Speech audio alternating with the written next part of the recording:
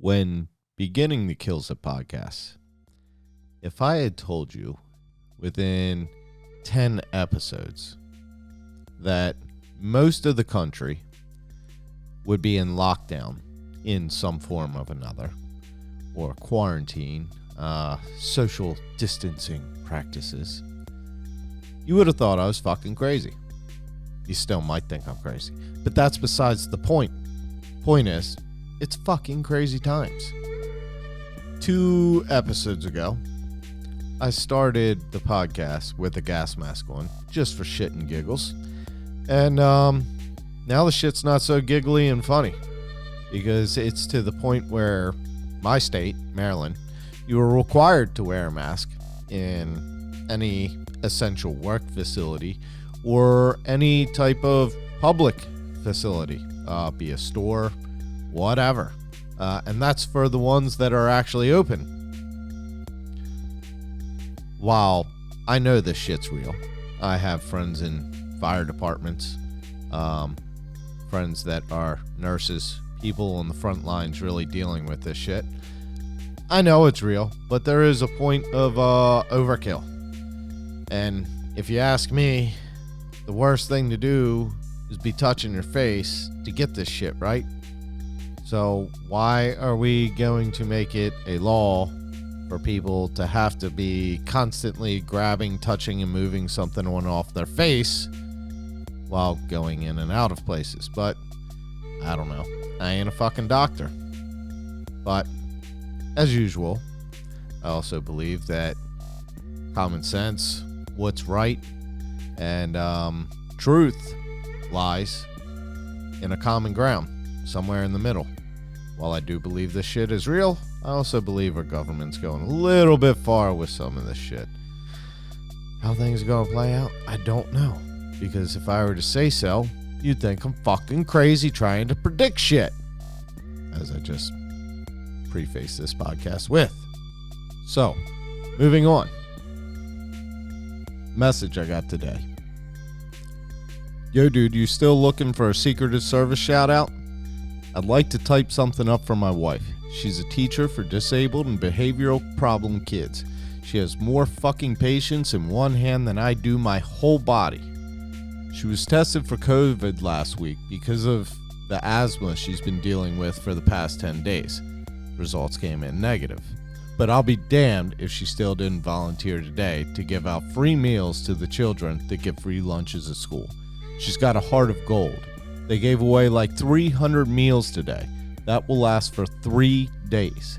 She does this every Monday and Thursday. That message came from my buddy, Johnny Simonetti, homie from Tattooed in the Wild. And my answer was, fuck yeah, of course. That's perfect. That's exactly what I'm looking for in the Secretive Service shout out here. So he wrote some more. And I'm going to go ahead and read this off as well.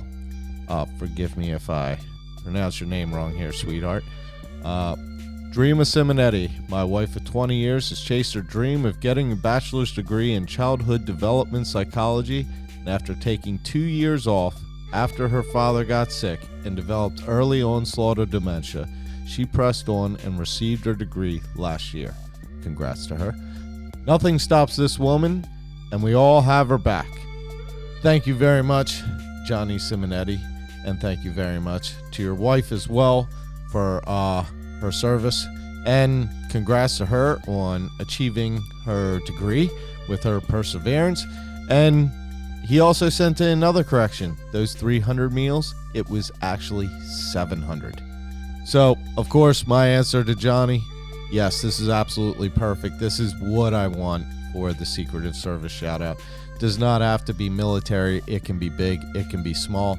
It can be just someone that makes a positive impact in your life or someone else's. And cannot thank Johnny and his wife enough for both what they are doing, for the meals she is providing, and also Johnny for sending that in and just being the fucking hype man of all hype men.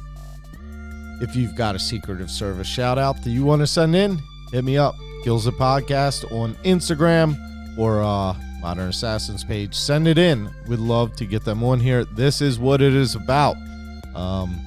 Just recognize men and women that don't necessarily get the recognition they deserve. So, here we go. This episode of Kills It.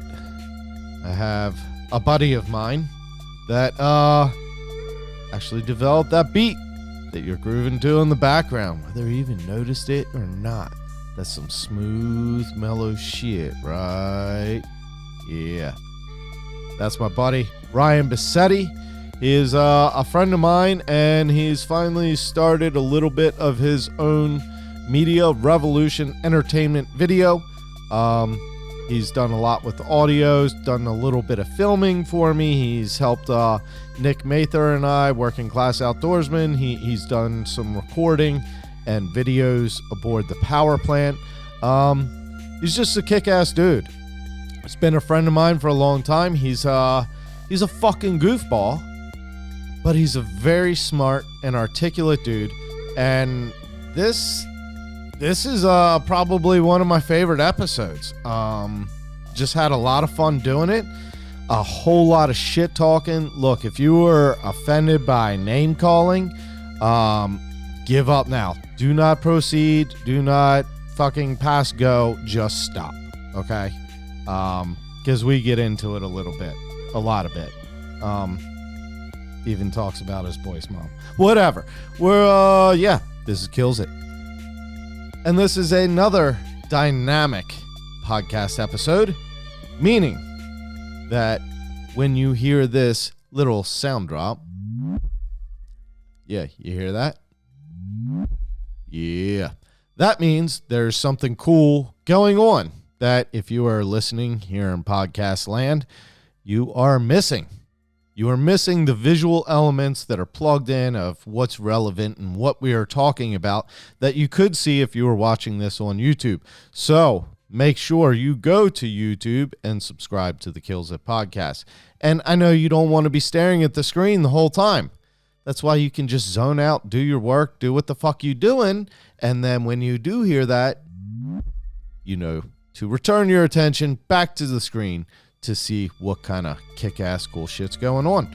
And as far as everything else goes, yeah, I will plug in his social medias on the promo post for this episode 11 of the Kills It podcast. And now it is time to proceed.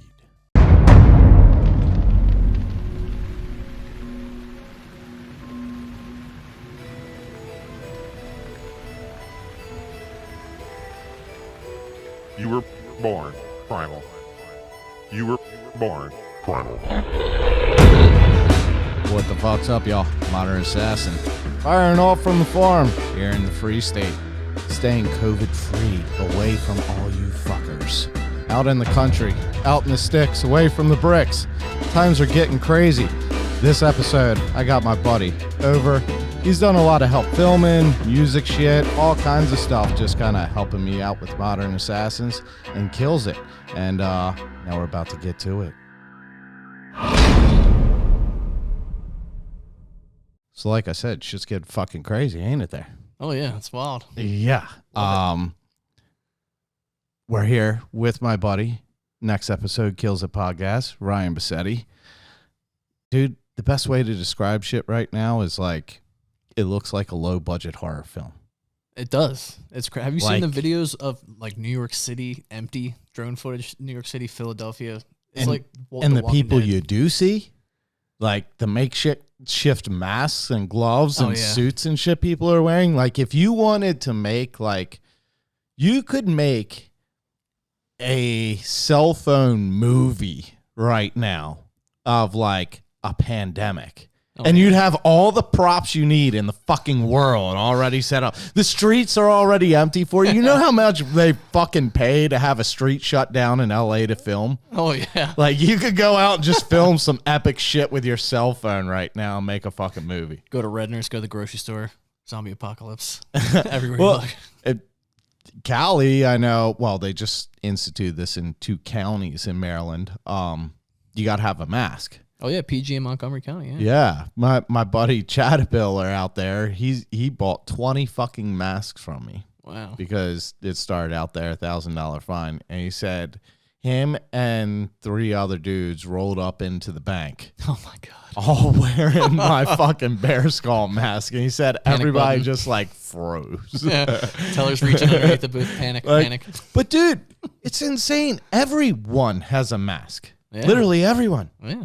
Like, I mean, if you were a fucking criminal, a good time to be alive right now. Oh no, I got my Monitor SAS mask in my back pocket actually. Yeah, it's good. Just in case I encountered anybody, I was like, I'm not taking chances. Fucking right. And they'll stay there 6 feet back. They're like, oh, fuck that. Fuck that guy in his scary ass face. Not happening. It's just, I don't know, dude. It's so fucking weird. And it's weird, like, you see people that just clearly give zero fucks. Oh yeah. And you see people that are like wearing painter suits with like fucking dish gloves and duct tape and like you said, a fucking low budget horror film Looking like shit. they're about to like, raid a meth lab. Yeah, basically. That's the one thing I was going to say too. I've, especially, on the internet, on Facebook and stuff, the amount of, I try to constantly weed out like the really dumb people and the people that just are super ignorant and just have horrible views I and have stuff. unfriended a lot of people during this. Holy shit. I've seen people like talking about 5G giving you corona and cancer. I'm like, you're a psychopath. You're not, 5G didn't give you COVID-19. You're a moron. They're probably the anti-vaxxers and flat earthers too. Oh yeah. I mean, posting the craziest stuff, and anything you click on, if you do 5 seconds of research on it at all, just on Wikipedia, anything, you're like, this isn't even remotely true. Well, I remember a while ago there was this. It was a provocative post. I don't even remember what it was about, but it was like a hot topic at the time. And if you clicked on it and read the article, the entire article was about how the title of the article had nothing to do with the article and how many people simply share it and have an opinion without ever actually reading it. Mental shit right there. Yeah. But here's how many fucking people just blindly share it. Oh, millions, yeah. Dude, it's ridiculous. They had Elon Musk launched his Starlink Wi-Fi. It's a satellite constellation that orbits the Earth or whatever. And he launches like 30 of them at a time. And he just launched some a couple weeks ago. The second day after he launched them, you can still see them because it's a low Earth orbit satellite. And it's just like a cluster of moving stuff. You've seen satellites out here in the country, yeah. But all these people are freaking out. They're like, oh my God, I don't know what this is, this and that. And I commented, I was like, it's Elon Musk. He's putting Wi-Fi into space, like catch up with the times. Of course it's Elon Musk. Yeah, we're going to Mars 2024, like catch up, bro. So I comment on this guy's like, I do my own stargazing things like that. I'm a amateur astronomer. Like it's not Elon Musk. You need to do your research. I'm going to send it to, I can't remember his name, the guy that does the weather for Baltimore, Justin Burke or whatever. He's like, I'm going to send it to him and see what he thinks it is, this and that.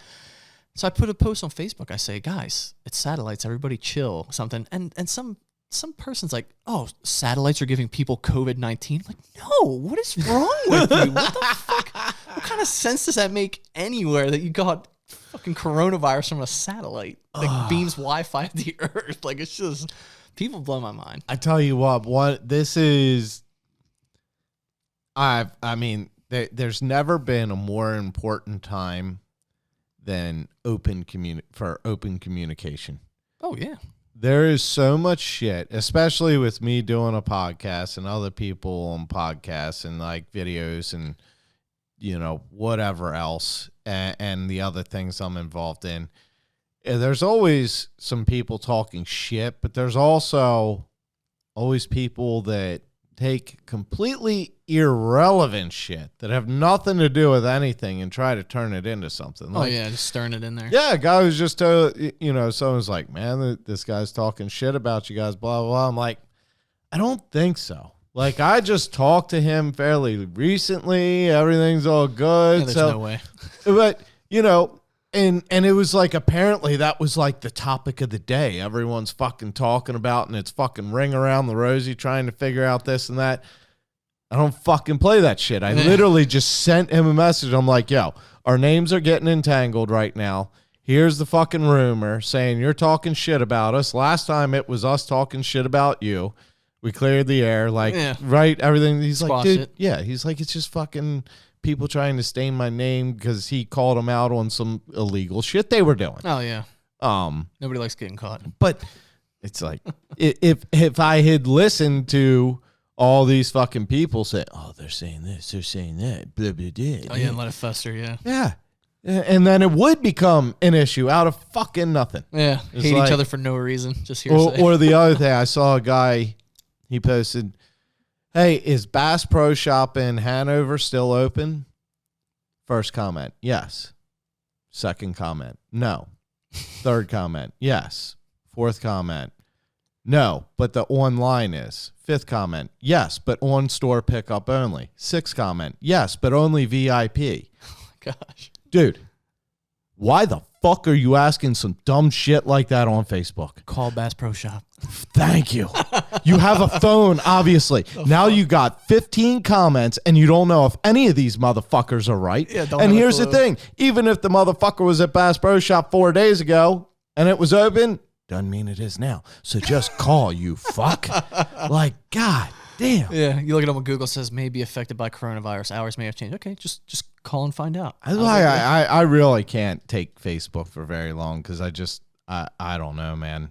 I just get annoyed at like how stupid and simple a lot of people can be. Yeah, and I think some of the misconception is if I were to text you something, you can't hear the flux of my voice and things like that. You might think I'm being serious about something or not serious about something. You know what I mean? You might take it the wrong way. Because the perfect example is hey. Yeah. Just simple hey. Am I saying hey? Yeah. Or is it hey? Like hey, what are you doing? Or hey, what's up, dude? Hey, what's up? Or is it hey boy? Exactly. Yeah. Hey boy.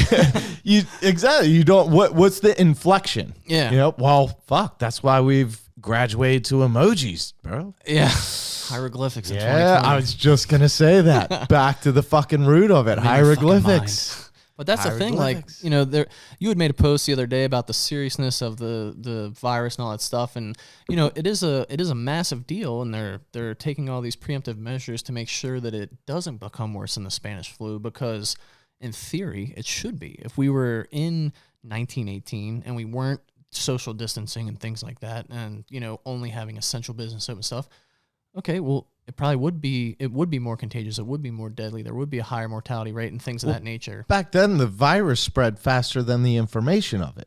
Oh yeah, exactly. And that's the beauty of being in 2020 is I can text you and say, hey, something's not right, this and that, whatever. But then you start getting people, they're arguing about it on Facebook and this and that. And like I chimed in on your stuff and was like, yeah, I agree. It is more contagious and this and that. And like, one of your friends or something was like arguing with me. And I'm like, dude, why are we arguing about this? Like, and it was one of the things. It was probably the inflection of the voice and this and that. And the now thing is, there is so much information though that if I wanted to go find statistical numbers and research to support my view on any situation, I can. Yeah, exactly. Whether it's right or wrong, there's someone that has published something. Quote a source to support your idea. At whether it's right or wrong. Yeah. And that's, like you said, the flow of information, but it's the fucking double-edged sword of it. Oh, yeah. And that's what I said to the guy. I said, oh, I'm sorry. I got my info from Stanford's viral, records or whatever. Maybe Stanford was wrong. Sorry. Where did you get your source? You're saying it's like, the guy was like, oh, it's 10 to 50% or something like that. And I'm like, okay, picture you had $1 million and they said they're going to tax 10% of it or 50%. Like you need to narrow that down. Like that's kind of a big deal, and you're talking about people's lives. You can't just have shit all over the place. Like, yeah, I mean, one of the funny things I saw is like, someone's like, well, only, 6% of people that get it die, something. And dude, numbers are changing all the time, and it depends who you listen to. So don't listen to what fucking numbers I'm telling you. Don't send me an email about this shit because I won't fucking look at it. Just know it's dangerous. It'll do as good as a voicemail. Yeah. But there's like, okay, 6%. All right, there's 100 Skittles in this bowl, but only 6 will kill you. How many are you going to eat? Fuck none of them.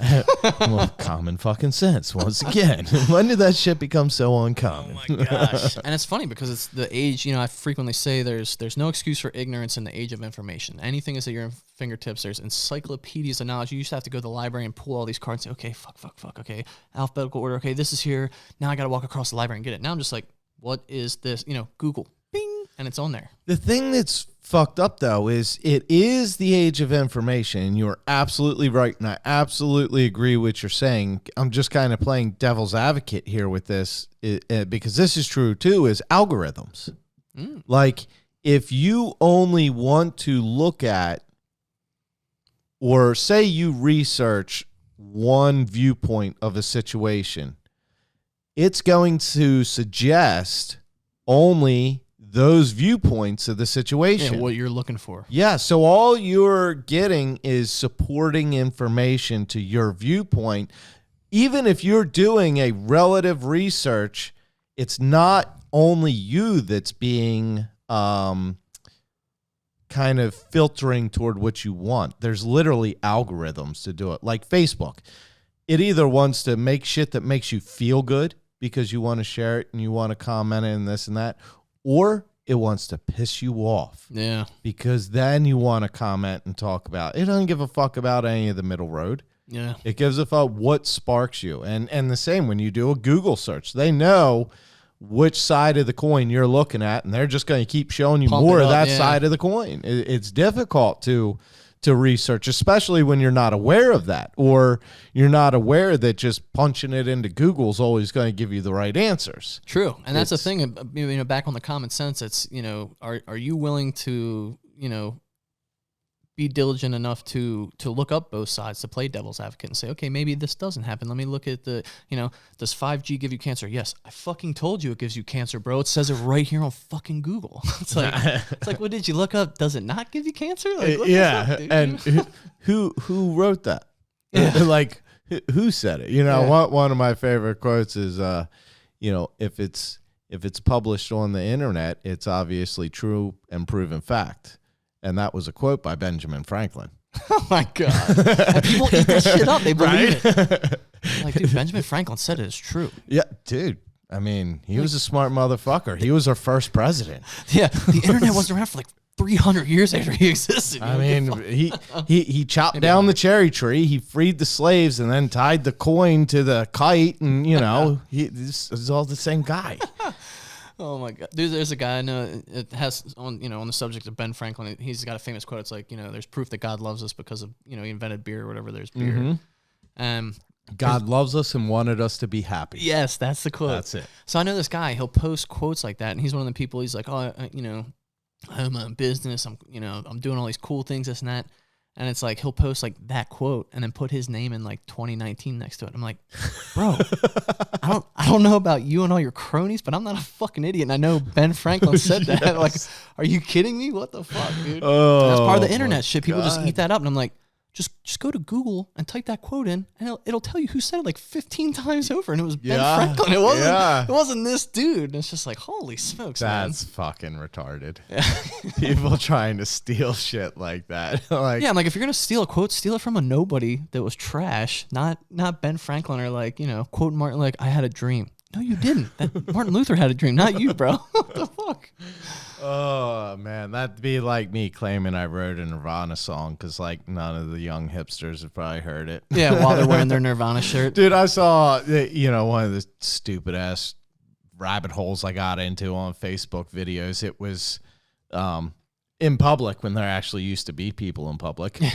They were walking around, and they would see people with a band shirt.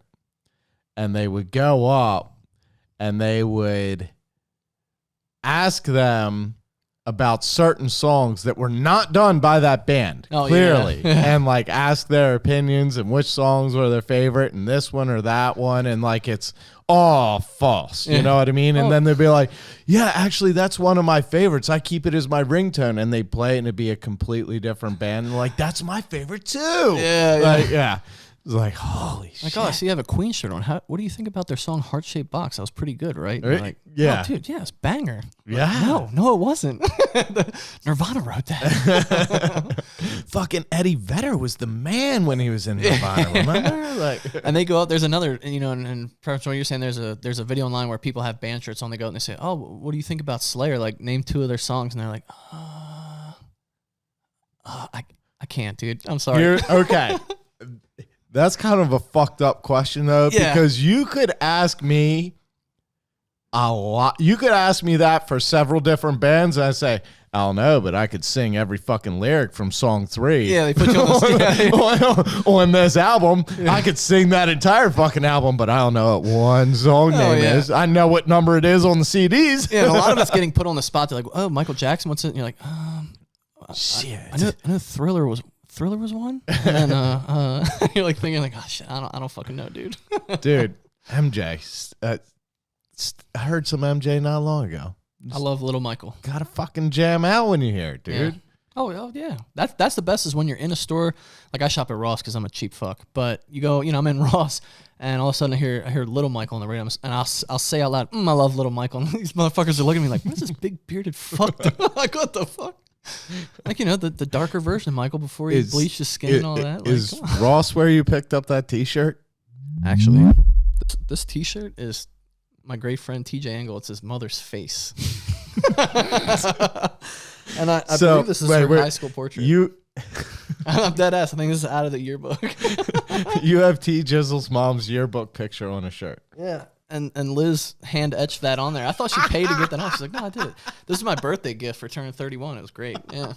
Best gift I've had in a long time. This is my Lucky Deb shirt. I always wear it when I'm like trying to make the magic happen. Yeah, it's great. Mm-hmm. And I wear it. I go and visit his mom because he lives in Florida. So it's like, I had to help him with drums the other, like a month ago or whatever, moving drums from You gotta like get her to put on some like oversaturated lipstick and like kiss you by the neckline or something.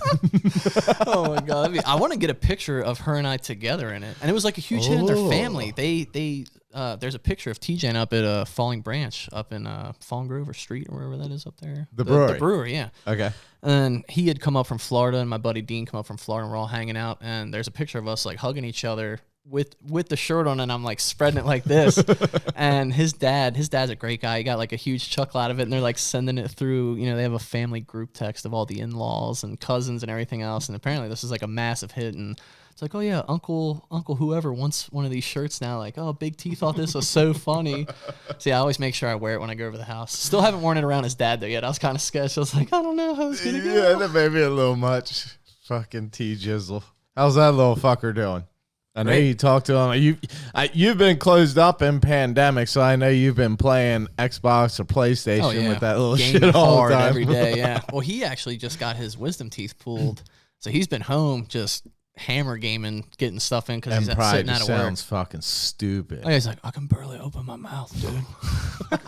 And he's all raging. I was telling him today, I said, man, I can tell, you can't smoke cigs, can't smoke dope, you can't drink beer and all this other stuff. Yeah. Pulled. I was like, he's always so laid back to the point where I'm like, dude, like, let's care. I'll be mad. And he's like, oh, dude, what are you going to do about it, bro? Like, and I'm not smoking. So, I'm like, dude, motherfucker, like, like care a little bit. Dude, we've been gaming. He's getting so mad because he's not smoking cigs and stuff like that. I was like, hell yeah, welcome to my life, man. It's well, hopefully he here. uses this to quit cigarettes then. That's what I told him. I was like, bro, it's been like 6 days. Just cut them out. Yeah. I stopped mine when I had my heart attack and all that stuff. And I was like, dude, it'd be the best. He's like, oh, that's all I think about, bro. I'm not quitting. I was like, dude, really? Yeah. See, when I quit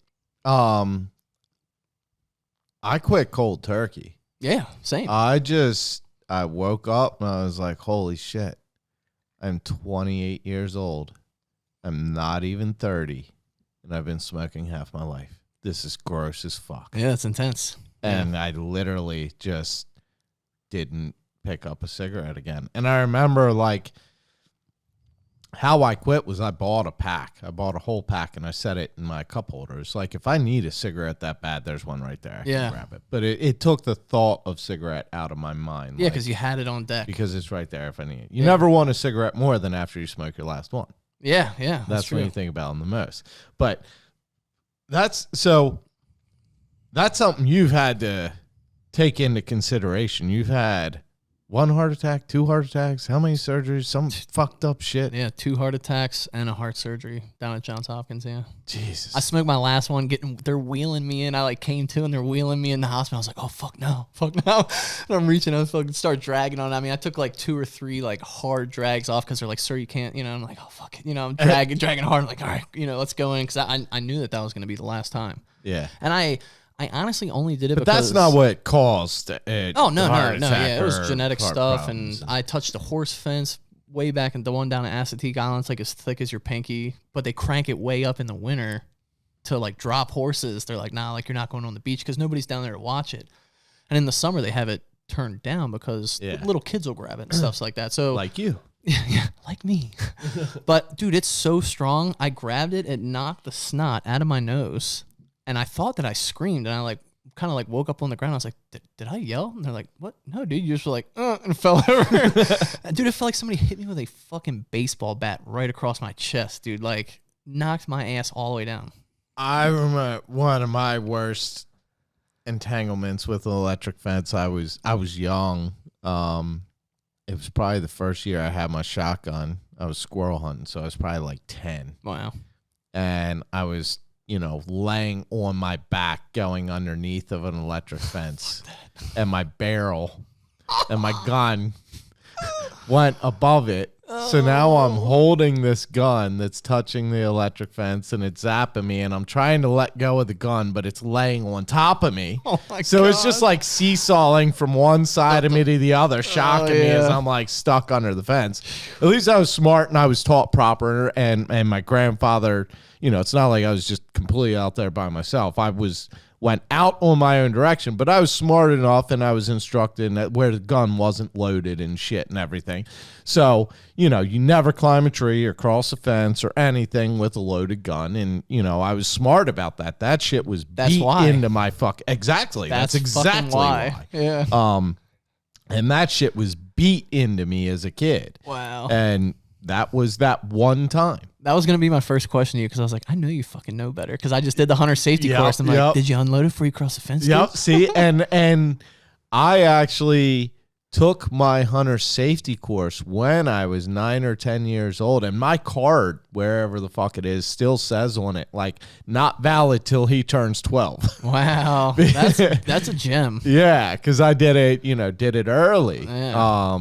And, because I started hunting that age, even though I couldn't have a license on my own, I was still going out with my grandfather and my uncle every now and then. So yeah, that's cool. That's cool. Yeah, I feel kind of like a punk now that I just did mine in my 30s. And you're like, yeah, I was 9. Just fuck it. I was just a badass my whole life. I'm like, great, dude. Dude, I gave it. I didn't do it for a long time, though. I mean, okay, so you think about it. Hunting as a child, it's not something you can really do by yourself unless you got the back 40 to just walk out on. Yeah. Which I didn't.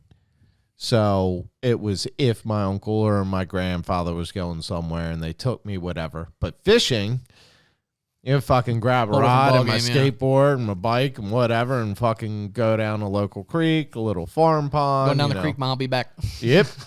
Probably come back with a couple bullfrogs and a couple crappie and who knows what else. So awesome. But yeah, it's fucking shit I did. They're actually getting rid of the I'm not gonna act like I can remember the name of it, but it's the academy where they do the hunting school in Abingdon right there behind the Wegmans. Really? But yeah, I was the last class to graduate through that eminent domain. Maryland states that we're going to take this. We're putting a park and ride in for 95. Like, we don't have enough fucking park and rides on both sides of 95 everywhere you go. Wow. So they're getting rid of that and moving it to Edgewood. They have another location over there. And the guy, when he was doing my course, he's like, anybody interested in trapping? Like, nobody raised their hand. This guy's like old enough to play kickball with Jesus. He's like 4,000 years old. And he's like, oh, nobody? Okay, cool. So and he starts like talking about the trapping stuff. And it ended up being very, very cool and informative and stuff like that. And I actually, after it was like, yeah, I would like to trap. Like, I think that would kind of be neat. But he's talking about, he's like, yeah, I caught a coyote over in Edgewood last week. And this, and I'm like, it's fucking coyotes in Edgewood? What the fuck? Dude, just saw one leaving the boat ramp by Joppatown the other night. Really? Yeah, Wow. Yeah. I actually called and I was like, dude, I just saw a fucking coyote. He's like, where? I'm like, right here in the fucking neighborhood, dude. And I bet you they called that guy. He said he's Maybe. like the main dude that they call Right. him because it's like a dying art. Yeah, and dude, this was like in the neighborhood area, and it was 100% a coyote. I know what the fuck I was. Oh, looking at. yeah. Yeah, it's kind of, dude, trapping's fucking hard. Yeah. People think trapping is easy and they get mad about trapping, and even hunters get mad about trapping. And it's like, motherfucker, that animal can literally step anywhere on this entire connected continent. Oh, yeah. This entire fucking continent, that animal can choose to walk, and I got him to set his foot In a on a 3-inch 2-inch ring, by yeah, 2-inch spot. Like, That's you're hard. gonna say, yeah, you're gonna say it's easy, and people bitch about it. It's fucking tough. Oh, yeah. And then I had, people bitch about it. And I haven't done it with a massive trap, but I even have a video. You see me sticking my hand in the trap and shit. Yeah. Because I hope you get caught in that and blah, blah, blah. It's like, all right, well, there you go. Yeah, here you go. Bing. Your wishes came true. Now fuck off. And that's what the guy actually said. He said he does have a passion of dislike for people that overuse traps that are larger than they're supposed to be. If you're catching a smaller game with a huge, because A, it's cheating, and B, the force of the trap is stronger than it needs to be for that type of animal. And that's when it causes the animal distress till you get back to it. Yeah. Like, I've gotten up to several fox and raccoon, and they are fucking dead asleep. Well, no, not dead asleep. They are sleeping. Yeah. Peacefully, Chilling. calmly sleeping. They just can't move because they're stuck. They have their foot stuck, but they're not hurt. They're not in pain. They're just they're trapped. And that's what he said. He said there's not a lot of nerve endings down there, so it's actually harmless to them. It's more of a discomfort in being scared more than anything. Yeah. They're like, oh shit, I got caught. Like, what am I? I'm stuck on something, and then they chill out, pass out, fall asleep. That's what he said. Like 9 times out of 10, you'll walk up and they're snoozing because they're like, fuck it, and just take a nap. Yep.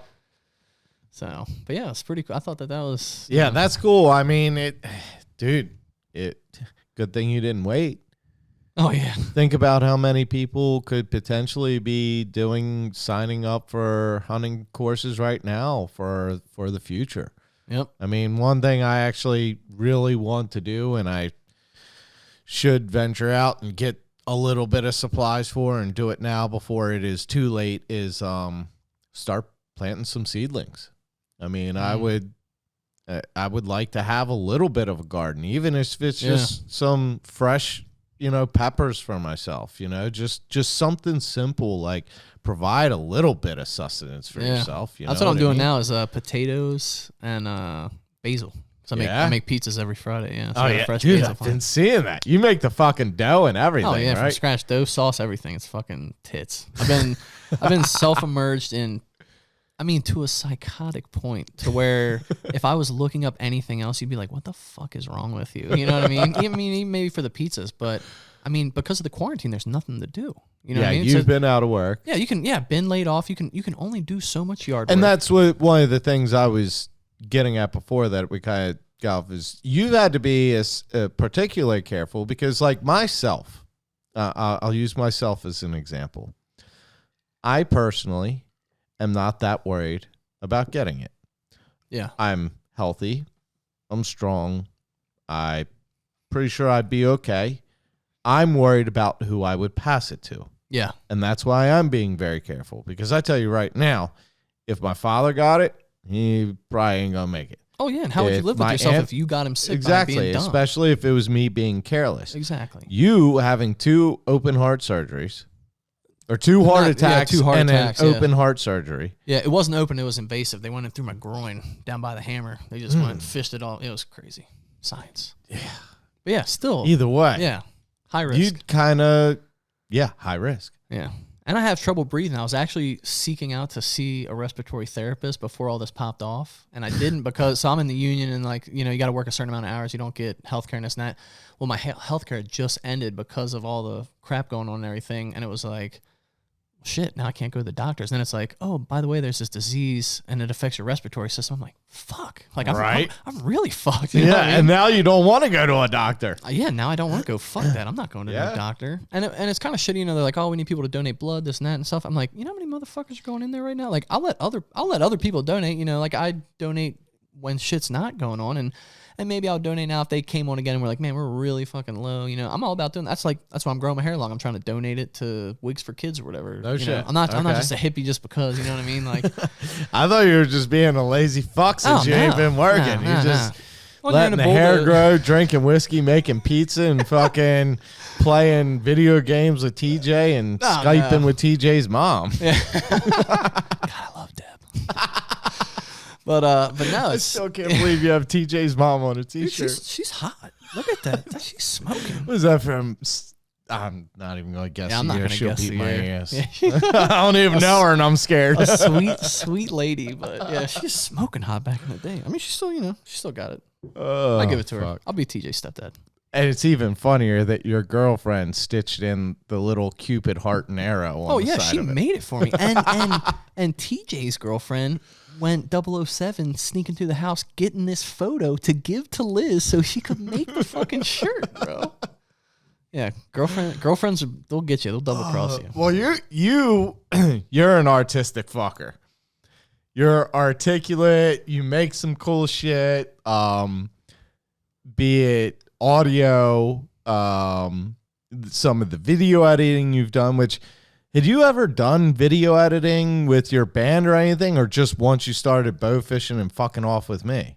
So this is actually semi-interesting. So the hat I have on, right? It's BuildWit. This guy Aaron Witt out in Arizona owns this company called BuildWit. He owns, it's like two companies, Wood Industries, whatever. But anyway, they film excavation stuff. Anything earth moving, they're like all about it, making these cool videos. And you've shared a lot of their stuff. Oh with yeah, me. love it. Yeah. And I used to work doing that. I used to do environmental restoration and construction. Yeah, I was awesome. a project manager doing that. So fun. I love dirt stuff. But anyway, so yeah, shout out to Aaron Witt for inspiring me. But you inspired me with the nature aspect of filming stuff. And then when I started following him, because I do excavation work for a living and everything, I got hip to his stuff through the Turner Mining Group.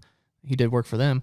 And all of a sudden, BuildWit, and I've always been into taking photos and stuff like that. I got, you either have an eye for it or don't. You got the eye for it, so you know what I'm talking about. But Aaron Witt posted on his thing, he's like, yeah, BuildWit's looking for a new videographer, stuff like that. And I was like, oh, fuck, like, this is it. Like, I love taking pictures and shit, and I love fucking dirt.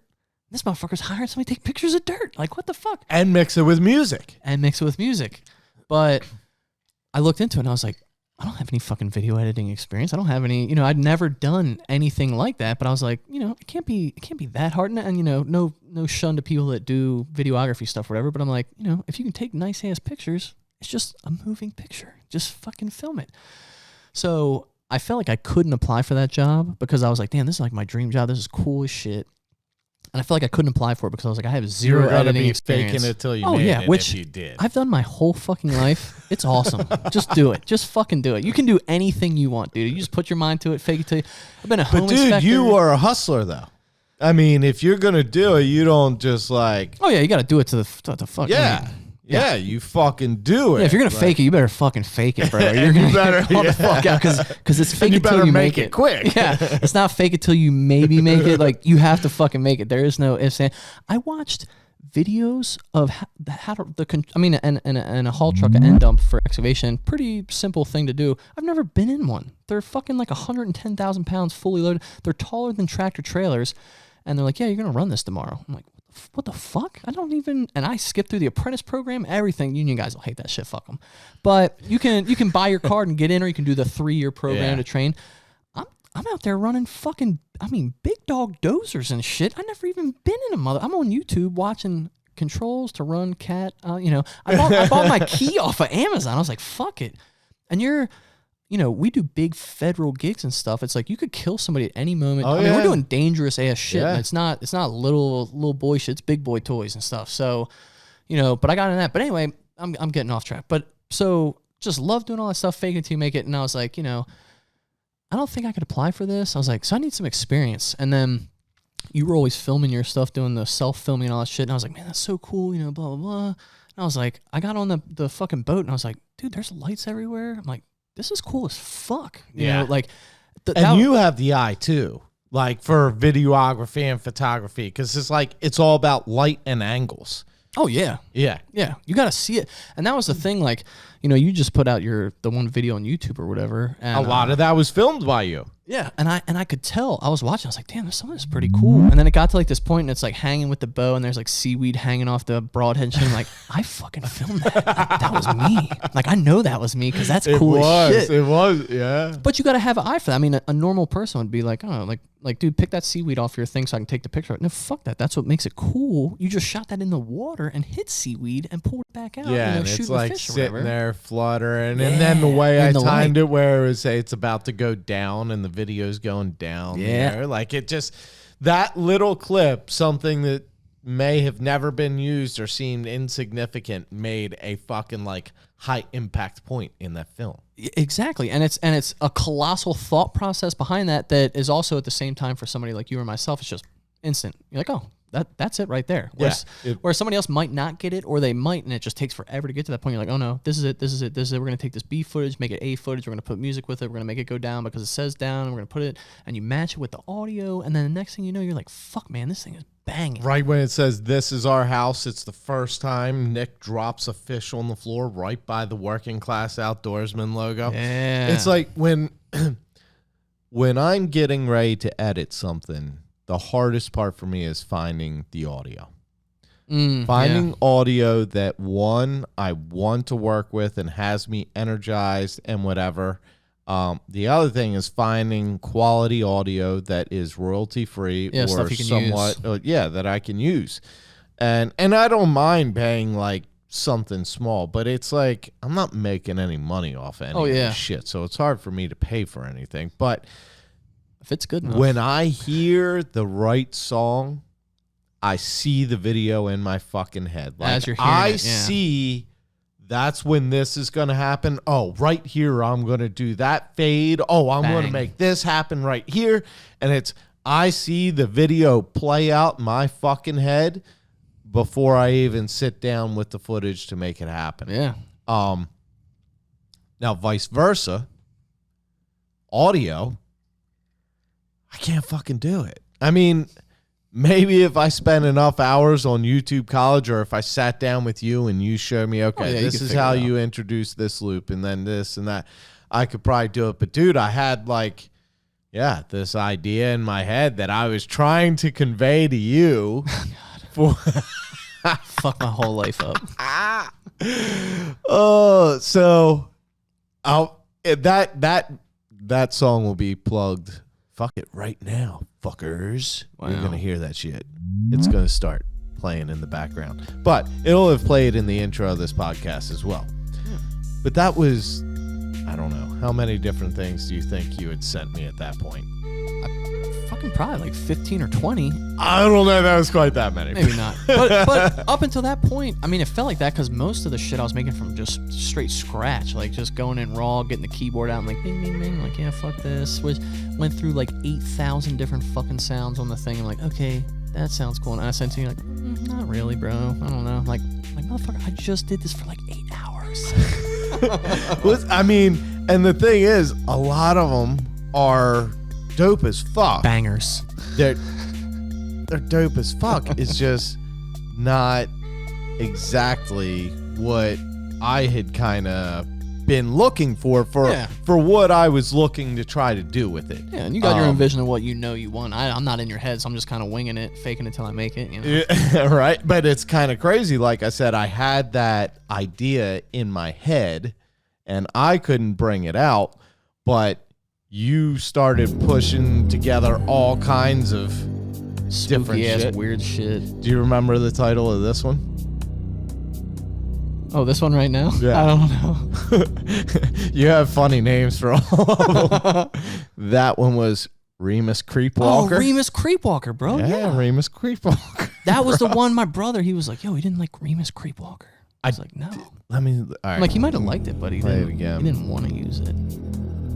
What did I think That was a from scratch, I'm pretty sure.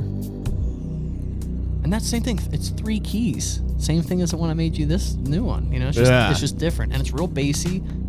It is. I don't. Well, I'll have to He's like, look yeah, back fuck it, through I my probably could've used compliments to that. see what my. Yeah, that was actually very good. Big boy anthem, baby. Big boy anthem. So good.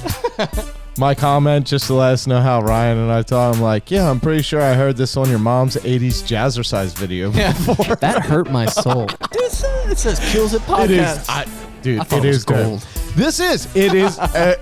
It is. It's dope as fuck. But it not what wouldn't you need. work for me talking over in the intro of the podcast. It's distracting, if you ask me. Like, it's catchy. It's too catchy. That's your opinion. Like you, it's too catchy. Like you hear it almost too much. Yeah, you get sucked into that and be like, yeah. It take away from my sultry, sexy radio voice. It is actually pretty nice. Cool Whip. Cool Whip. The Love it. names. Can't believe I forgot The Remus. names are Creepwalker. great.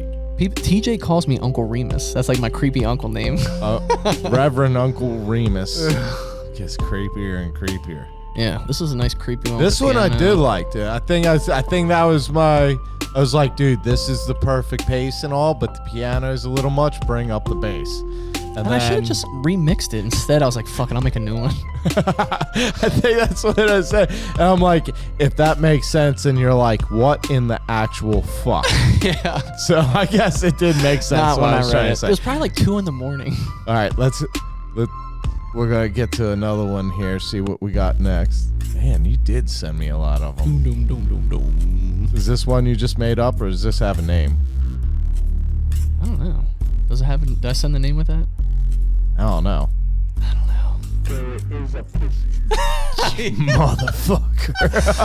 I guarantee you I didn't name that because I strictly made that to call you a pussy. Yeah. Fuck. I was like, dude, I'm sick of you rejecting all my shit. I'm making something fucking great that's how I knew if you were listening to him or not. Dude, you got me fucking good too, because you're like, bro, this is the one. You got to put your headphones on. I literally like stopped what I was doing, came down here, got these podcast headphones, had to fucking take the case off my phone so the headphones would plug in. And I'm like kind of nodding my head, jamming out to it. Like, yeah, man, I'm feeling this. Fucking yeah. This is, yeah, dude. I think I like this one. I mean, yeah, I can It was a talk groover. over it. It's the right pace. It's kind of got that low You coulda told me that. We coulda baseline kept it. tone. I'm pretty sure I did. Or maybe you just called me a fucking pussy. I was like, God damn it. Fucking got me.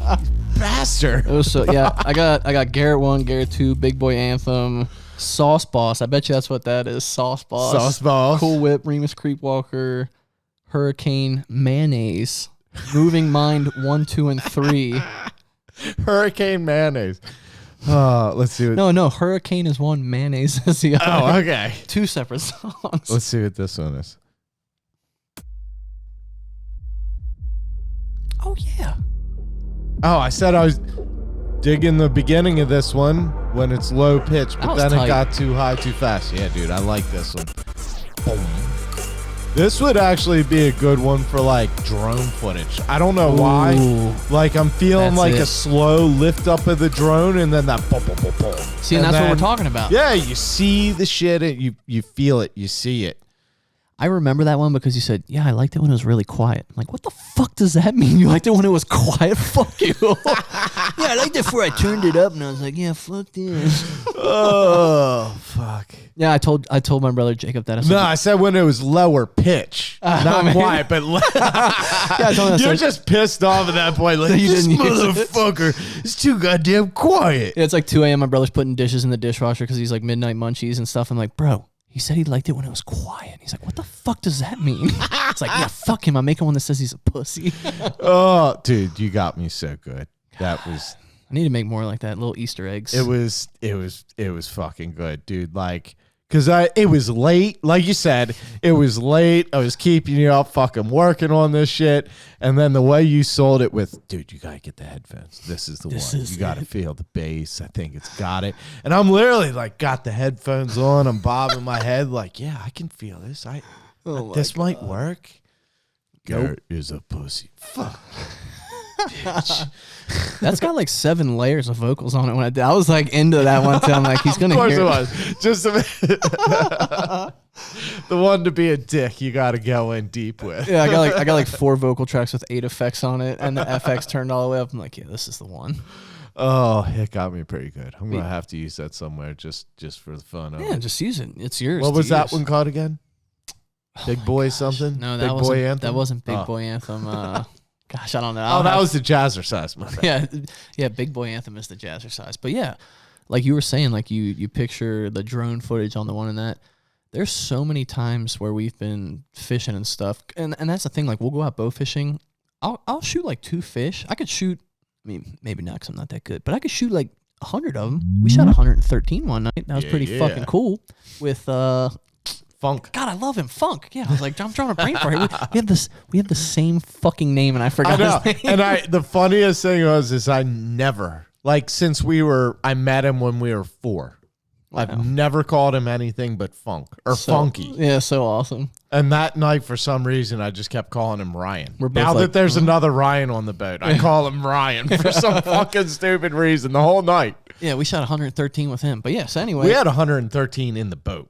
In the boat. I remember. We shot more than that. Yeah, because we would throw some down in the bottom of the boat, and they were so fucking deep and thick. You throw 1 20-pound fish in the boat, and 20 of them start flopping around, and a couple flop back out. Oh, yeah. But yeah, it's like, you could have a night like that. And that was so cool. I'll never forget that. I've talked about that and gotten jobs with people, use that as a story during an interview. Yeah, we touch on that. But I can shoot 1 or 2 fish, and I'm like, okay, and then that makes me feel content about going out. I just want to videotape it.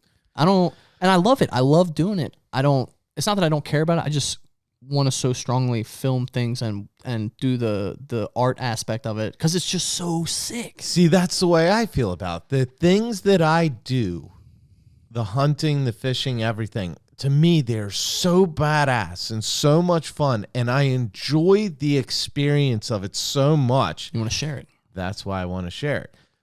Okay.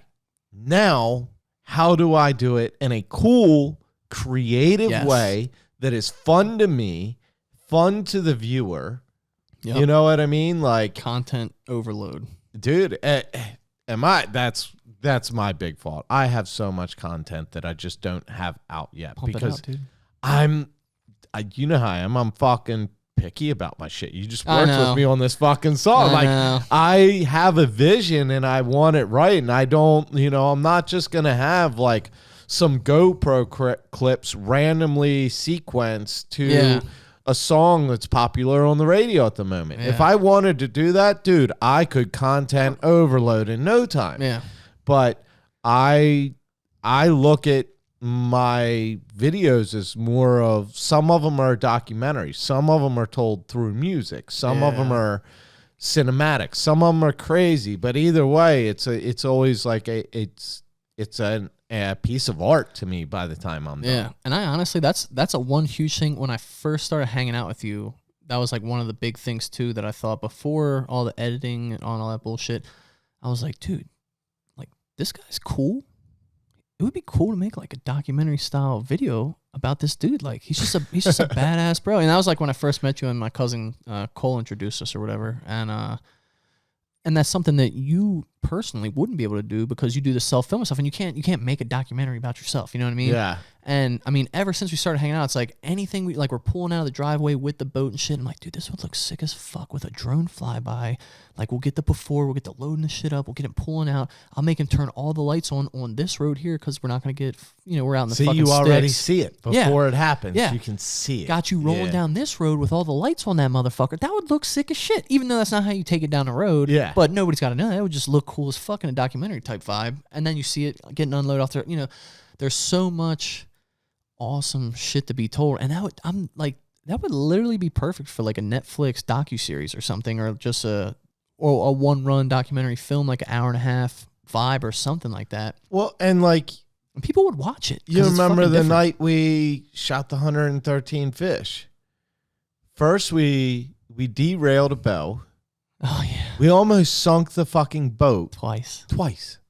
One because of fish, one because of us. One because I put the fucking I put the plug in the fucking the live well hole. Yeah. Wrong hold it. And yeah, I'm like, why is the fucking floor? Oh shit. Guys, get over here now. Distribute your weight better. We're fucking going down. But that's the kind of shit that, like, obviously I can't film all that. Oh, no. But that's part of the memory and part of the story and part of the cast. Okay, and do you remember what happened after we left that night? We said we were only staying out a couple hours. We stayed up the whole We fucking ended up day. staying up till sunlight. Yeah. We were leaving as sun's coming up. Tired as fuck, fishy as fuck, beat to fuck. People My calling out of hands were work. bleeding being funk. My wasn't hands gonna do it. bleeding because of how many times I grabbed that fucking line and shit. I remember making that right turn and the power steering went out in my truck and almost took out that line of traffic Holy while towing the shit. boat. Yeah. But it's like those kinds of things are like, Can't script it. yeah, you can't script it, but that's what happens to my shit all the fucking time. Yeah. See, but that would be cool. People would Ryan like to see that. Davis from Ohio, Tattooed in the Wild. He just hit me up the other day. He was like, dude, he's like, you really need like a documentary style shit, like a reality TV type shit. Let's fucking do it. I'll help Let's you do out, it. bro. You got time right now, dude. Yeah, we can do what the fuck ever. Yeah, seriously. You got time now. We're essential as fuck right now. Super. Only friends with people named Ryan, by the way. I know, it seems like I got a lot of fuckers named We're Ryan. just a cool breed of people. Oh, pussies. But that, damn it. But yeah, but that's just a vibe. Like before all that, and I'm so into the content creation. That's more where my, I guess, forte lies now that I'm like into doing this kind of stuff, and I constantly, Nick and I would go back and forth. He'd message me, he's like, yeah, I like this, but let's make it like fucking 8 minutes long. And I'm like, no.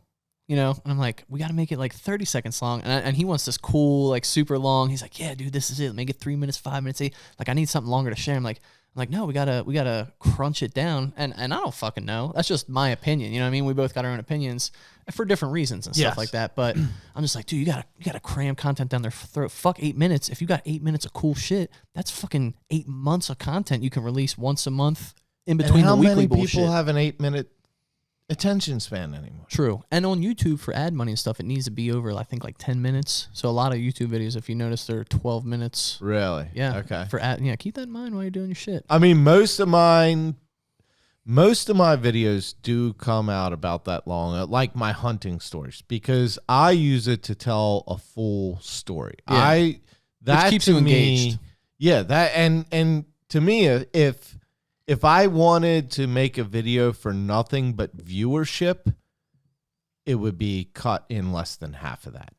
Like, it would only be a couple minutes long if I strictly wanted to rack up views. Yeah. Because I know people don't have that attention span. No. But if you want to look into what I'm doing and you are interested in this hunt, this is that story told through me, how it went down, how my experience is. Which is and badass. I try to crunch it down and keep it as In 10 quick minutes, and intense as I can. But I mean, that's what it comes out to be when I want to tell the whole story as to why. And it takes that long because, you consider you're breaking every hour of your trip down into a minute per hour or less, you know what I mean? So it's like, I went out for fucking 16 hours today. There was a shit ton of prep work that went, and then you want to make an 8-minute video out of 16 hours worth of shit that you did. It's kind of hard to keep that in 30 seconds. Yes. But I mean, even with the bow fishing videos, we go out and stay out till the sun comes up, which that day I got some sick ass fucking pic. There's nothing cooler than sunset, sunrise, and then full blown nighttime with all the fucking light. Like that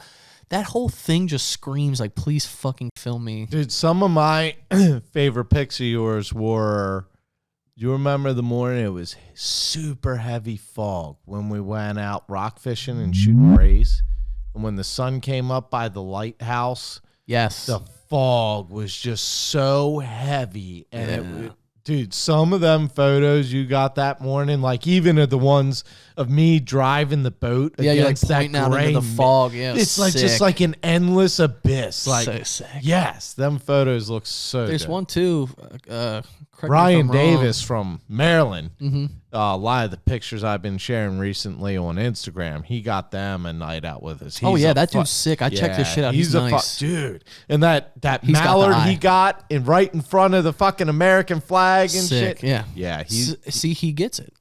he gets it, And he's got nice he equipment. knows. Yes, That's the kicker. when you have someone that has the eye and knows how to operate the equipment, dude, he got Done. some sick Easy, shit. yeah.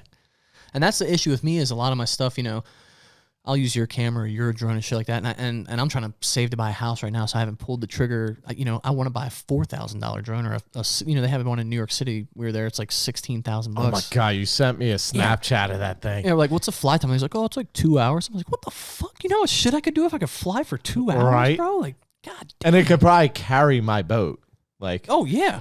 Yeah, it could carry like a small child. it you know. is fucking ridiculous. But and that's half of my battle is I get stuff that looks really cool, but it's all on cell phone and iPhone did a great job with their camera stuff that they have, especially with the new ones.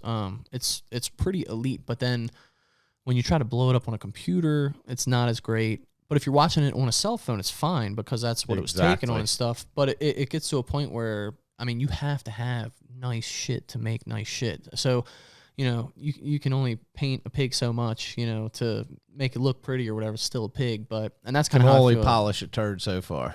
Yeah, exactly. And that's how I feel with a lot of my videos. You know, I'll make stuff. But that's also a cool aspect. I was like, I shot this on a camera. I mean, on my cell phone on the fucking go while we were doing something cool as shit. Like that's also kind of a cool aspect. That's of a point of keeping it short too, though. Yeah. Because if you have it short and dynamic, you have time to enjoy it before your brain starts to pick it apart and, oh, well, it's just cell phone footage and whatever. But if it's, you know, one of, I was just explaining this to a friend of mine, one of the markers that I kind of use to gauge my videos, like this last video, the bow fishing video with Working Class, Nick Mather. If I can show that video to someone that isn't a hunter, isn't a fisherman, isn't really into it, and I can keep their attention through that 3.5 minute film, That's it. Yeah. I know I've nailed it. Because then people that are interested in it will be really into it. If people that are impartial to it get zoned into it. Oh, yeah. You know? And that's how it's been. I mean, you know, we do a lot of work down the city and everything, and I'll have guys that have never left Baltimore City. You know, they're living in the concrete jungle, never left it to do anything, and just guys that are intelligent and interested in different stuff like that. And we've talked about some of the videos and stuff like, oh, what'd you do? I'm like, oh, I went bow fishing. We made this video, blah, blah, blah. Like, oh, really? Like, I make videos about my car. Like, let me see, you know. And I'm showing them. They're like, what the fuck? Like, this is so cool, you know? And they're like you do this? Like, this isn't against the law? I'm like, no, it's fucking on. Like, the DNR encourages it because you're cleaning we're up shooting the bay. all invasive species, And their minds are blown, and they're like, let me see that again. Because it's only 30 seconds long, so they want to watch it twice. There's your views start coming. Like, send that to my phone. I'm trying to show that to my homeboy. Like, you know, I'm like, fuck yeah, dude. I'm like, these guys are eating this shit up, and they don't fish, they don't hunt, they don't ever leave the city. They're only gooning around doing goon stuff. You know what I mean? And they're like, man, this is fucking cool. But it's because we're filming cool ass things, and then we're also making it look cool. It's a teaser too. Yeah, it's a teaser, and and you're making it not more interesting than it is, but it's like, you know, a normal person's going to film you. They're going to film you putting the fish in the fucking thing, you know, whatever. And then I'm like, hey man, let me stand on this barrel and throw fish in between my legs. And I'm going to move my feet far enough so that you can't see them. And then I'm going to catch the fish midair and then just pan down as it falls in the thing. And like some of them shots are sick as fuck. And it's got, you know, you and Sean and Nick and everybody just throwing fish like you're in a fish market in Seattle, and I'm just catching it midair and then following through with the shot or whatever. And then you go back to edit that stuff, and you're like, damn, that's sick as fuck. Like, I can do, and then, you know, you get it's like cut and paste stuff. I mean, there was so many sick shots from that night that I didn't use in that film. Yeah, make more videos with it, yeah. Exactly. I can make more videos with it. I didn't want to overdo it. I didn't want to force anything in anywhere. Yeah. I let it fall together, and I mean, I guess this is a compliment. I had so many people ask me who edited that last video. Wow, hell yeah, that's awesome. Like, who edited that? I was like, motherfucker, I've been editing video for how long? Forever. And everybody's asking, who edited it? So, I mean, I guess that's a compliment. It's sick. Because it was a new style for me. Yeah, I did, cool. I started to dive deeper in my programs and start to pull out different shit. And then I took extra time creating the logos and making them 3D to look like they layer and pop out of the screen at you, and just every time I do a video, I try to improve, and every time I do a video, I learn. So I'm always applying new techniques to each one. Yeah, constantly learning. And that, like some of the last stuff I posted for you guys, I was like, damn, that's so cool. And then I go back and I'm like, man, I don't even remember the last video I did. And I'll go back and be like, man, that fucking sucked. Why did I post that? Because the new one's way cooler because you're learning as you're going and like doing. But it gets to a point, like I've looked back on some of the like the first, second, third ones that I did, and they were actually really, really cool. But just I was like, damn, these could be so much better. Like the shots were cool, but it's like the editing could have been sicker. Well, again, you're working with the phone and you're learning the program, and that's okay. The Funk we were talking about before. I'm sure you've seen his art. He's been doing in I would buy his shit that he paints. He's getting contacted by people about some of his artwork. Yeah, but he will start doing some, and then he usually has at least 2, if not 3 different pieces going on at a time. Oh yeah, and he'll learn a new technique, and I'll be like, oh. Well, now I want to go back through that painting with this technique. And it's like, you got to, at some point, pick, well, I just got to get this one out and apply the new technique to something new. But then he has that one that's kind of the masterpiece that he is going to redo with each technique as it goes until it is eventually finished. And that's cool to see the story, say he becomes, super prolific at that and people do end up buying pieces and stuff like that. And then you go back and you pay top dollar for that piece that's not as good in his eyes, but it's still a great piece. But it's like, I wasn't doing these techniques on it yet and this and that. And somebody's like, I fuck with that. Like, that's raw. You know what I mean? It's like, damn, like that, because that's a whole nother concept. You're seeing them learning through their art. And you're like, damn, that's sick. Just like a music artist. Some people prefer the shit that they recorded like in their garage band studio or, man, the stuff when it was just him and his acoustic guitar sitting in his bedroom, like, They prefer that rawness, that because that's the real shit. Yeah, like that's where it comes from. Speaking of, dude, you've been working on a lot of guitar shit, dude. Ignoring my fucking shit. I know because I piss you off. He said, dude, where's the song I asked you for? I was like, oh fuck, I've written 3 songs on guitar and I forgot to do your shit. I knew you were though because I saw you post a video playing with the guitar and all that kind of shit. And, oh yeah, dude. Nothing ever good comes out of forced. Forced creativity is junk. Oh, yeah, garbage. Creativity comes when the muse fucking hits you.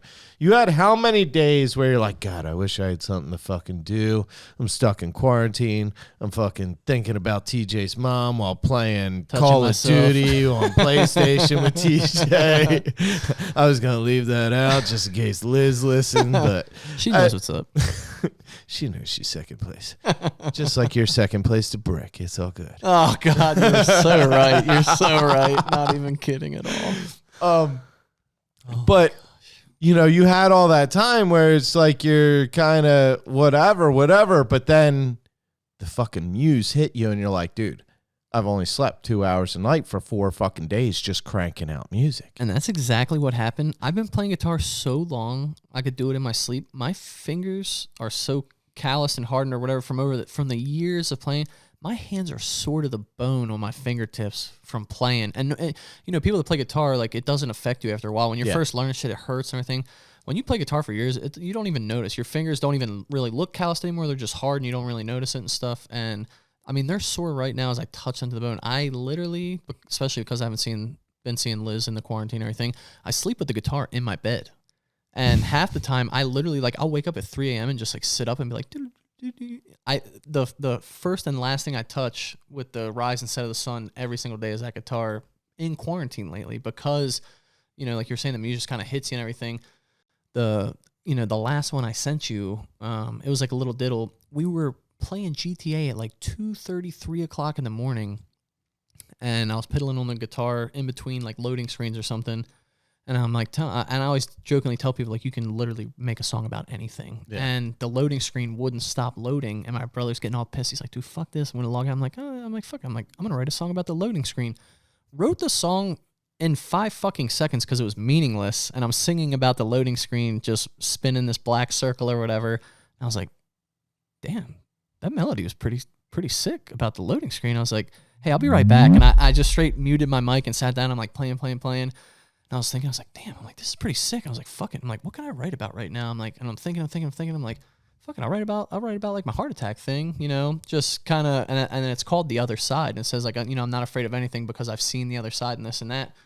And I mean, it was maybe 5 minutes tops. And then I spent 55 minutes trying to record it because I wanted to get it perfect. Like you were kind of touching on that earlier. You know, you're never really happy with anything, and something that you think is complete shit, somebody else is like, this is fucking gold. You know what I mean? So, and that's a good quality to have. Yeah, the rawness is craftsmanship, in my opinion. Yeah. Like, you think about woodworking, if every single piece of a carving was exactly the same and imperfection free, what makes it unique? What makes it different than the rest? Yeah. It's those small flaws, especially if something handmade or painted or created. It's the small indifferences that add the craftsmanship. Oh yeah. But I literally, and I'm the first person to say this, I don't call myself a guitar player at all. And like I was saying earlier, like I play guitar in my sleep because I know like my buddy Dean lives down in Florida. We used to be in a band together. Another guy, Brian, used to be in a band. Shred, like they play, and you're like, why the fuck do I even play guitar? You know what I mean? Yeah. But I can play it enough to where other people are like, damn, like you're pretty good at guitar. You know what I mean? I'm like, I'm shit. You know, fuck it, whatever. You just have never heard anybody play a fucking guitar. I just play it confidently. Well, and what you said, actually, that last song wasn't.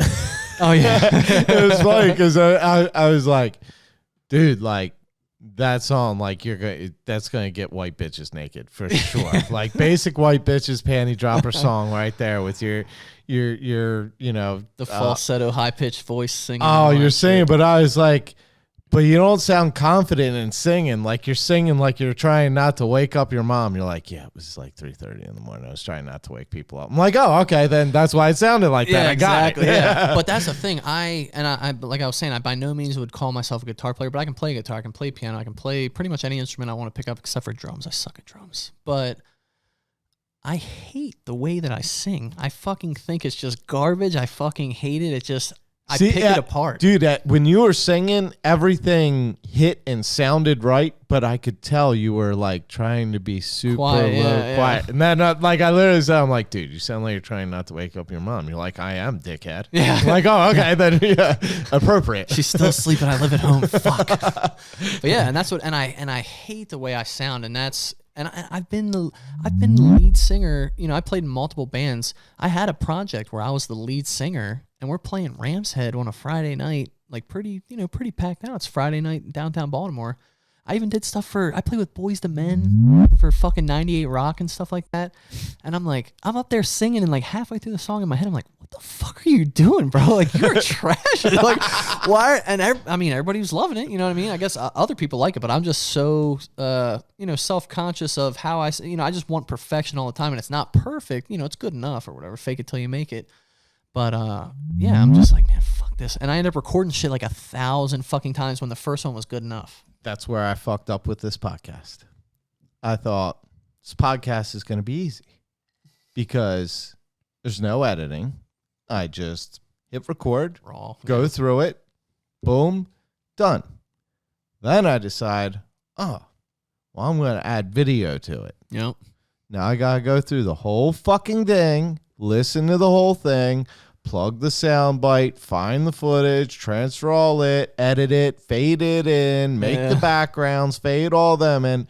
So something that went from, well, it's just an audio file that I got to make a picture for. It's going to be fucking simple.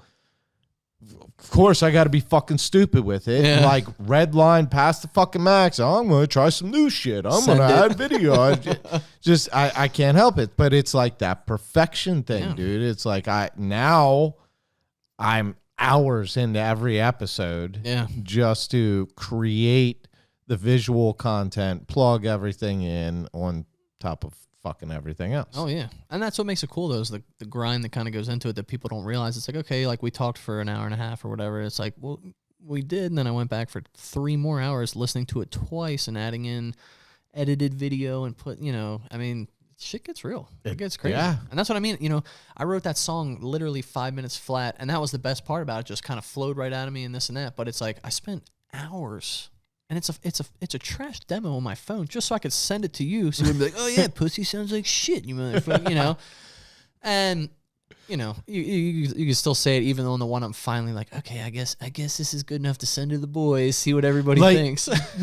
My legit opinion, dude, is that shit sounds, I mean, it sounds fucking professional. It sounds like shit you would hear on the radio. I mean, for the type of music it is, it's not what you're going to find in my CD player. Oh, yeah, for sure. Me but either. For the genre it is, dude, I think you're fucking killing it. Yeah, and like them lyrics were on the second one were pretty fucking deep. Oh, yeah. That was like the dying one. Yeah. Like, you know, and just didn't know how hard I could fight. You know, and like, that was pretty deep. Like, I liked it. And, you know, and it ends up becoming a relatable thing. You know, maybe you were in a, you know, traumatic situation, or your health was declining, or, you know, you were in a car accident or whatever. I mean, you could, you know, relate to those lyrics in any kind of form. Maybe, you know, some girl broke your heart and you're just an emo pile of shit about it, and we're thinking about some deep ass shit and, you know, whatever. But, you know, I always joke, I always send my stuff by the guys I played music with before I send it to other people and stuff. Like, yeah, what do you think about this? You know, I'm like, you know, just a heads up. I'm like, this is really corny as fuck. And like, I was like, it just sounded good. Like, I was like, fuck it. And it's kind of funny, you know, I'd been on a stalemate, and like, you know, Liz always gives me a hard time. Like, you ever gonna write a song about me? This and that, blah, blah. I was like, I mean, yeah. I'm like, but I'm like, you know, perfect shit takes a long time. She's like, I've been waiting like 7 fucking years, you know. Yeah, when you can't force things. Yeah, you can't force. And it came out in like 5. I mean, that one I sent you that was like the whole song, the panty dropper one, literally 15 minutes tops I spent on that, and then the rest of it was recording it for like 3 or 4 days, because I had written it so fast. I went to go record it, and I played like the first 3 lines. I'm like, what the fuck's the 4th line? I'm like, shit. I'm like looking it up. Well, it was on my phone, so I had to go down and write it on paper, so I could hold the paper here, hold the phone here, sing and look at the phone, and then look over at the paper, and, you know, back and forth shit. And it was like, I wrote the song so fast, and it was gone already in my mind, because it had just come out of me so quickly, and was just in and out like it was nothing. Yeah, if you didn't capture it, it's lost. Yeah, and that was the one I sent you. You're like, man, that's pretty deep shit. Same fucking, I mean, 30, 40 seconds on a riff about the loading screen. I was like, damn, that's fuck yeah. And I went back again. It's just whenever that muse strikes, and when it does, it's usually one after another. Yeah, and it's beautiful. Yeah, and you got to roll with it. If it's hitting you, you got to stay up and only sleep 2 hours a night, and wake up and pick up that guitar. Yeah, and fucking strum that you know, course until you fucking pass out, so you wake up in it ready to fucking hit it again. And I think, and that's the thing too, I record it, you know, as I'm doing it. The first time it's super shitty, super shaky, because I will forget it. You know what I mean? And the one, I mean, I didn't sleep the first night. The second night I slept 2 hours, because I was like, I have to take a fucking nap. Like, you just can't stay up for 3 fucking days. Yeah. And then the third day or the 4th day, I slept for like 4. I mean, I slept 6 hours in like 4 fucking days, because I was just like so on the hype train. Like, yeah, fucking, let's do this. Let's float out, you know? See, I usually keep that fucking running, that like 0 sleep, just cranking shit out until I'm like, okay, I'm going to do this. And I'm like, no, I don't like that. Let me go back and redo that. Yeah. Oh, this is good. Like, when I start getting ideas that I then don't like and don't follow through with, I know I'm like, I need to recharge and fucking look at this more direct. And that's the thing. I don't want to lose it sometimes. Like, the one night I was like, I'm not, you know, and Ozark had helped me, because I was watching that a little bit and I'm playing guitar, like, while I'm watching, like, man, this is fucking sick, you know, like, so that really helped me. And I went for a run in the morning and stuff like that to like stay awake and like keep the blood pumping and shit. But it was like, after that, I was like, I can't lose this thought. Like, I'm fucking jamming right now. Like, I can't stop. I have to fucking dig every piece of this out of me that I can. And the last time that actually happened, same scenario. I was on my back porch with one of my buddies smoking a cig when I used to smoke, and wrote a song in like 5 fucking minutes flat. I mean, the whole song. You're talking, you know, guitar medley, vocal melody, lyrics. I mean, the whole substance of the song, the core of it, in minutes. And I was like, dude, this is fucking sick. And you know, at the time, I thought it was really cool. And it's still an alright song. It's called The Underground. And we ended up getting it recorded, and it spun on 98 Rock for a long time. I mean, probably a couple of years, yeah. And it was I'm on, you know, and we had done stuff with Mickey and Amelia back when we were in. And what was GCP. the name of the band then? The first original band was Gun Click Panic. That's what I was in with Dean and TJ. That's the one that I remember. Gun Click Panic on 98 Rock and the local shows and the what was it? We killed it in the local scene. We were jamming. What was the thing they used to have that was like the Battle of the Bands, but it was like the basement jams or something. 98 Rock Noise in the Basement. Yeah, Noise in the Basement. Matt Davis. Yes, Shout Noise out Matt in the Davis. Basement. Yes. I fucking love that guy. That's where I knew the name Gun Click Panic. And, wow. And then after I met you through your cousin, we started bullshitting, and I kind of didn't know you even played music or anything because we were always just like doing work and shit. Yeah, most people don't. I look goofy as fucking redneck. Actually, this is exactly how I found out you played the guitar. I was like, how the fuck do you have such a hot-ass girlfriend? You're a fucking loser. You're like, because I got a fat hog and I play the guitar. I'm like, this fucking asshole. Everybody at work calls me Big Hammer. That's my name on my hard hat. Hell yeah. Pussy. It's so awesome. But that's when I found out you played the guitar. And then, like, I started asking you, like, oh, yeah, dude, I used to be big into it. Like, you know, we had a record deal, used to travel, fucking went to Europe or some shit. I didn't got it. That was TJ then. Yeah, TJ did. Yeah, and we then, used to tour, though. Yeah, and then when you said the name Gun Click Panic, I was like, dude, I remember that from Noise in the Basement and shit. Yeah. It was crazy. I mean, and after that, I did Gun Click Panic, and then we were in another band, the Getaways, and that was, we were technically like a local Virginia band at that point because we were based out of Ellicott City.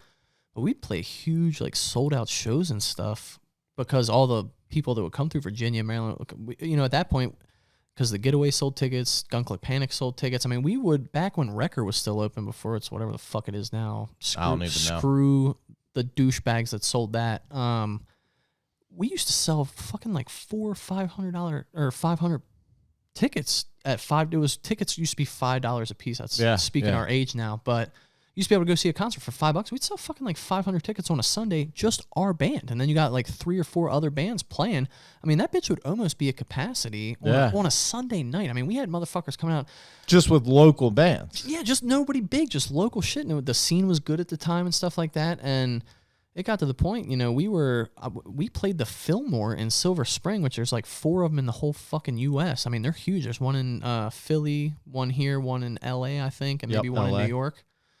Fucking Matt, and we played that. It was almost sold out. It was like 11 or 1,300 people or some shit. I mean, I was signing autographs in the rain, and we were nobody. We just played with some big ass, and it wasn't like the Jonas Brothers, but it was another like huge like Disney band or some shit at the time, and we were like opener or second or something. You know, we weren't like direct support or anything, but playing huge ass shows. I mean, the people that worked there thought they were famous. Like, if I wouldn't have taken my guitar, they would have tuned it for me. I'm like, bro, I got it. Like, this is weird. I'm not used to people helping. You know, we're packing the van. I mean, we had our van repossessed in New York City. It was the blizzard. It wasn't 96. It was like 2002 or 2006 or 2007 or something. There was like a blizzard like back to back or some shit. Got the van repossessed there with the trailer in fucking, we were on 110th and Madison in fucking like North Manhattan and shit. They towed it to the fucking Bronx, you know, like a whole different borough. We're like asking the cops, they're like, yeah, I mean, you just got to look for it. I'm like, what do you mean I got to look for it? I'm like, we're in like the biggest city in the fucking world. I'm like, where's my shit, you know? We actually had to cancel a couple shows and stuff like that because we couldn't find it. And when we were towing a trailer at the time, so we had all our gear in the trailer and shit. And I'm like, dude, our gear is in the middle of like this huge ass city. Like, this is going to get stolen. Like, what the fuck? Like, we have to find our shit. And it was crazy. That same tour we ended it in Chicago or something, and we couldn't find the venue. We did an interview.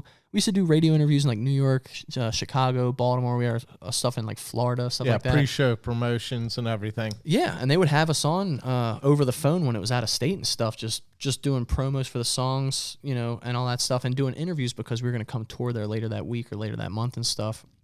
Make it sound cool because you're faking it till you make it. Yeah, faking it hard, dude. I couldn't even play music at that point. I'm like, I'm in Chicago doing a radio interview with Fearless Radio, and it's like, I don't even know how to play a song. Like, I just know how to play our songs. You know what I mean? At the time, I was trash at playing music, but I was good at playing bass. Yeah.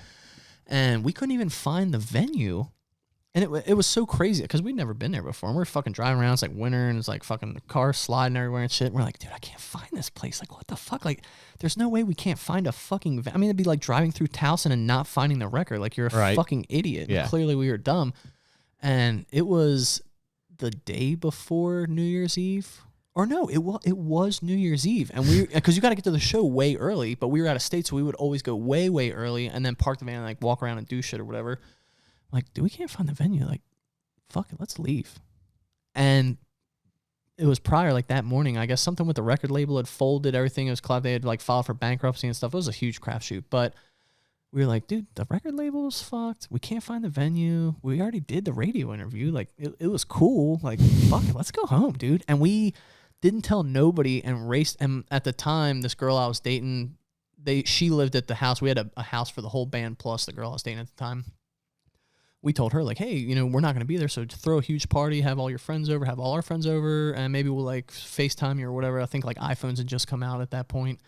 And we were like, fuck it. We left that morning, drove, like, 13 hours straight or something crazy. It was still pretty early because we did the interview, like, on the morning radio show. And we got there, like, 11:30 at night. Fucking packed Just in house, time house for the party. party. Oh yeah, everybody's fucked up, dude. We're like wrestling our friends in the yard, fucking shit house trashed on ice and stuff, getting cut up. But it was just so cool. I mean, it was a wild ass time. Like I said, I ended up we played with Evanescence when Bourbon Street used to be open. Nice shit. Played with Boys II Men, and that's when I was doing my own band at the time because we had done Gun Click Panic and all that other stuff. And I had friends that they live up here in Street. They were like, dude, like. We always get bummed out. Like, we're, like, listening to GCP on the radio, and, like, we're at the house, like, smoking bowls, and, like, we hear you guys talking with Matt Davis on the radio doing, like, a fucking interview and shit. Like, what the, like, how the fuck do we do that, man? I'm like, just fucking do it, bro. Like, you just got to try. Like, you're not doing it because you're sitting there smoking bowls on the couch listening to me on the radio. What the Right. fuck, dude? So I actually made a band. It was called Forever Forgotten, and that's the band I wrote that song, The Underground, which I wrote in, like, 5 minutes. And I was like, fuck it. And that was, like, a project thing. Like, I took my one friend Trey, he didn't play a fucking instrument like ever. I had him playing bass. Like, oh, I'll teach you bass. We'll get it. His girlfriend, it's his wife now, girlfriend at the time, and I was like, well, you can sing really good. Like, we'll have you doing backup singing and stuff. And then like my one friend who passed away like 2 years ago, this will be the third year, Beatty. Him and his buddy Morgan, we're all good friends or whatever. They were the ones who were like, yeah, dude, we're smoking bowls. What the fuck, man? So and Beatty was a guitar god. He was so good. And I was like, bro, come on. Like, you're too good at guitar to not be playing. Not be doing something. And then, of course, TJ and I are like, hetero life mates till the end of the days. T Jizzle, shout out. But so we made Forever Forgotten, and it was a total shit show, train wreck. At first and everything, it was kind of sketchy because nobody knew what the fuck they were doing, and only TJ and I had fucking been jamming in a band and stuff. But because of the ticket sales with GCP and everything, all these promoters knew us. They trust us. Like, you guys, you can swing dick in ticket sales. Like, fuck it. If you want to run with it, I've never heard you guys shit. Fuck, And we wrote that song. We recorded it. It was on the fucking radio forever, doing little interviews and stuff with Matt and all that. And, they ended up playing. I have to listen to it so I can make fun of you. Oh, it's fucking lame. But, I mean, it's pretty cool. But it's actually fun. But it's probably a timepiece. Yeah. Oh, yeah, it's pop punk hard. Yeah, it's a total timepiece. But funny tidbit about that, Beatty, the guitarist, he scheduled work while we're doing the recording studio. He's like, dude, can I record my shit yet or what? Because he had never done it before. You know what I mean? He's like, I gotta go to fucking work. I'm like, what do you mean you gotta go to work? We're paying to be in the studio, bro. Like, there is no work. Like, we're rock stars now. Like, we're gonna fucking jam. He's like, dude, I can't. I got shit. I can't lose this job. I gotta go. Ended up leaving. And the guy producing at the time used to be a guitarist in another big band called Dropout Year. And he was like, yeah, I mean, I don't really know anything about this song. He's like, I'll diddle like a little riff over it. So the song has a solo in it, has no lead guitar. It's all rhythm, bass, everything. I recorded every single thing for that except for the drums and the fucking little diddle solo. I played the bass because the other guy was like, I can't do this. It's like, so I was like, what the fuck, man? And it was just like total. And we ended up playing with fucking Boys II Men and shit in that band, because it was part of the 98 Rock Acoustic All-Stars and stuff. I mean, like a zillion... They opened both sides of Bourbon Street. I've never seen that bitch so packed in my life. Fucking everybody was there for Boys II Men. It was like... We walked out and it was like crickets chirping. Everybody's like, who are these white guys? Like, what is Right. what is going on right now? Like, we're here to see Boys and Men. Who I are was these like, little hippie white boys. yeah. I was like, hey guys, we're and fun tidbit about that. Boys and Men's tour bus was running late, so they showed up because if you're running late, everything's fucked up because they're touring the whole continental United States. Yeah. So they're like, yeah, we're gonna be there late. Not only we're gonna be there late, but we're gonna play first now because our shit's all fucked up because we need to hit the road and we can't fuck this schedule, but it's gonna push everything a month down the road back. So Boys and Men open for us. No shit. Yeah, That's I was fucking hilarious. Like, what the fuck, you know? And, granted, a decent amount of people left after they saw Boys and Men, but a shit ton of people stayed and watched us. And I was just like, holy fuck. And we're playing acoustic, it's just like my one friend, Beatty, and I. And, the whole thing was crazy. So, That's fucking awesome. yeah. But, yeah, wild Fake times. it till you make it. Fake it till you make it. I'm telling you. Fucking go big. If you're going to fake it, fucking go big. Anything you want to do, you can do it. And that's when I started smoking cigs after I quit the first time. I was so nervous. And they're like, what was the lyrics to that one part in the song? I was like, oh my fucking God. Like, we're about to go on stage and you're asking me this shit. And I'm like trying to tell him in my phone and my phone died. I was like, oh my God. And I went outside. I was like, somebody give me a fucking cigarette. Like, this is over. That's what I started. Yeah. So I quit cold turkey twice. What you need is a cigarette. I need a drink right now. So we're going to time in podcast land how long it takes to make another drink. Oh, yeah. And we're back. See how quick I make a drink, fuckers? Good thing it takes me a little longer to actually drink it.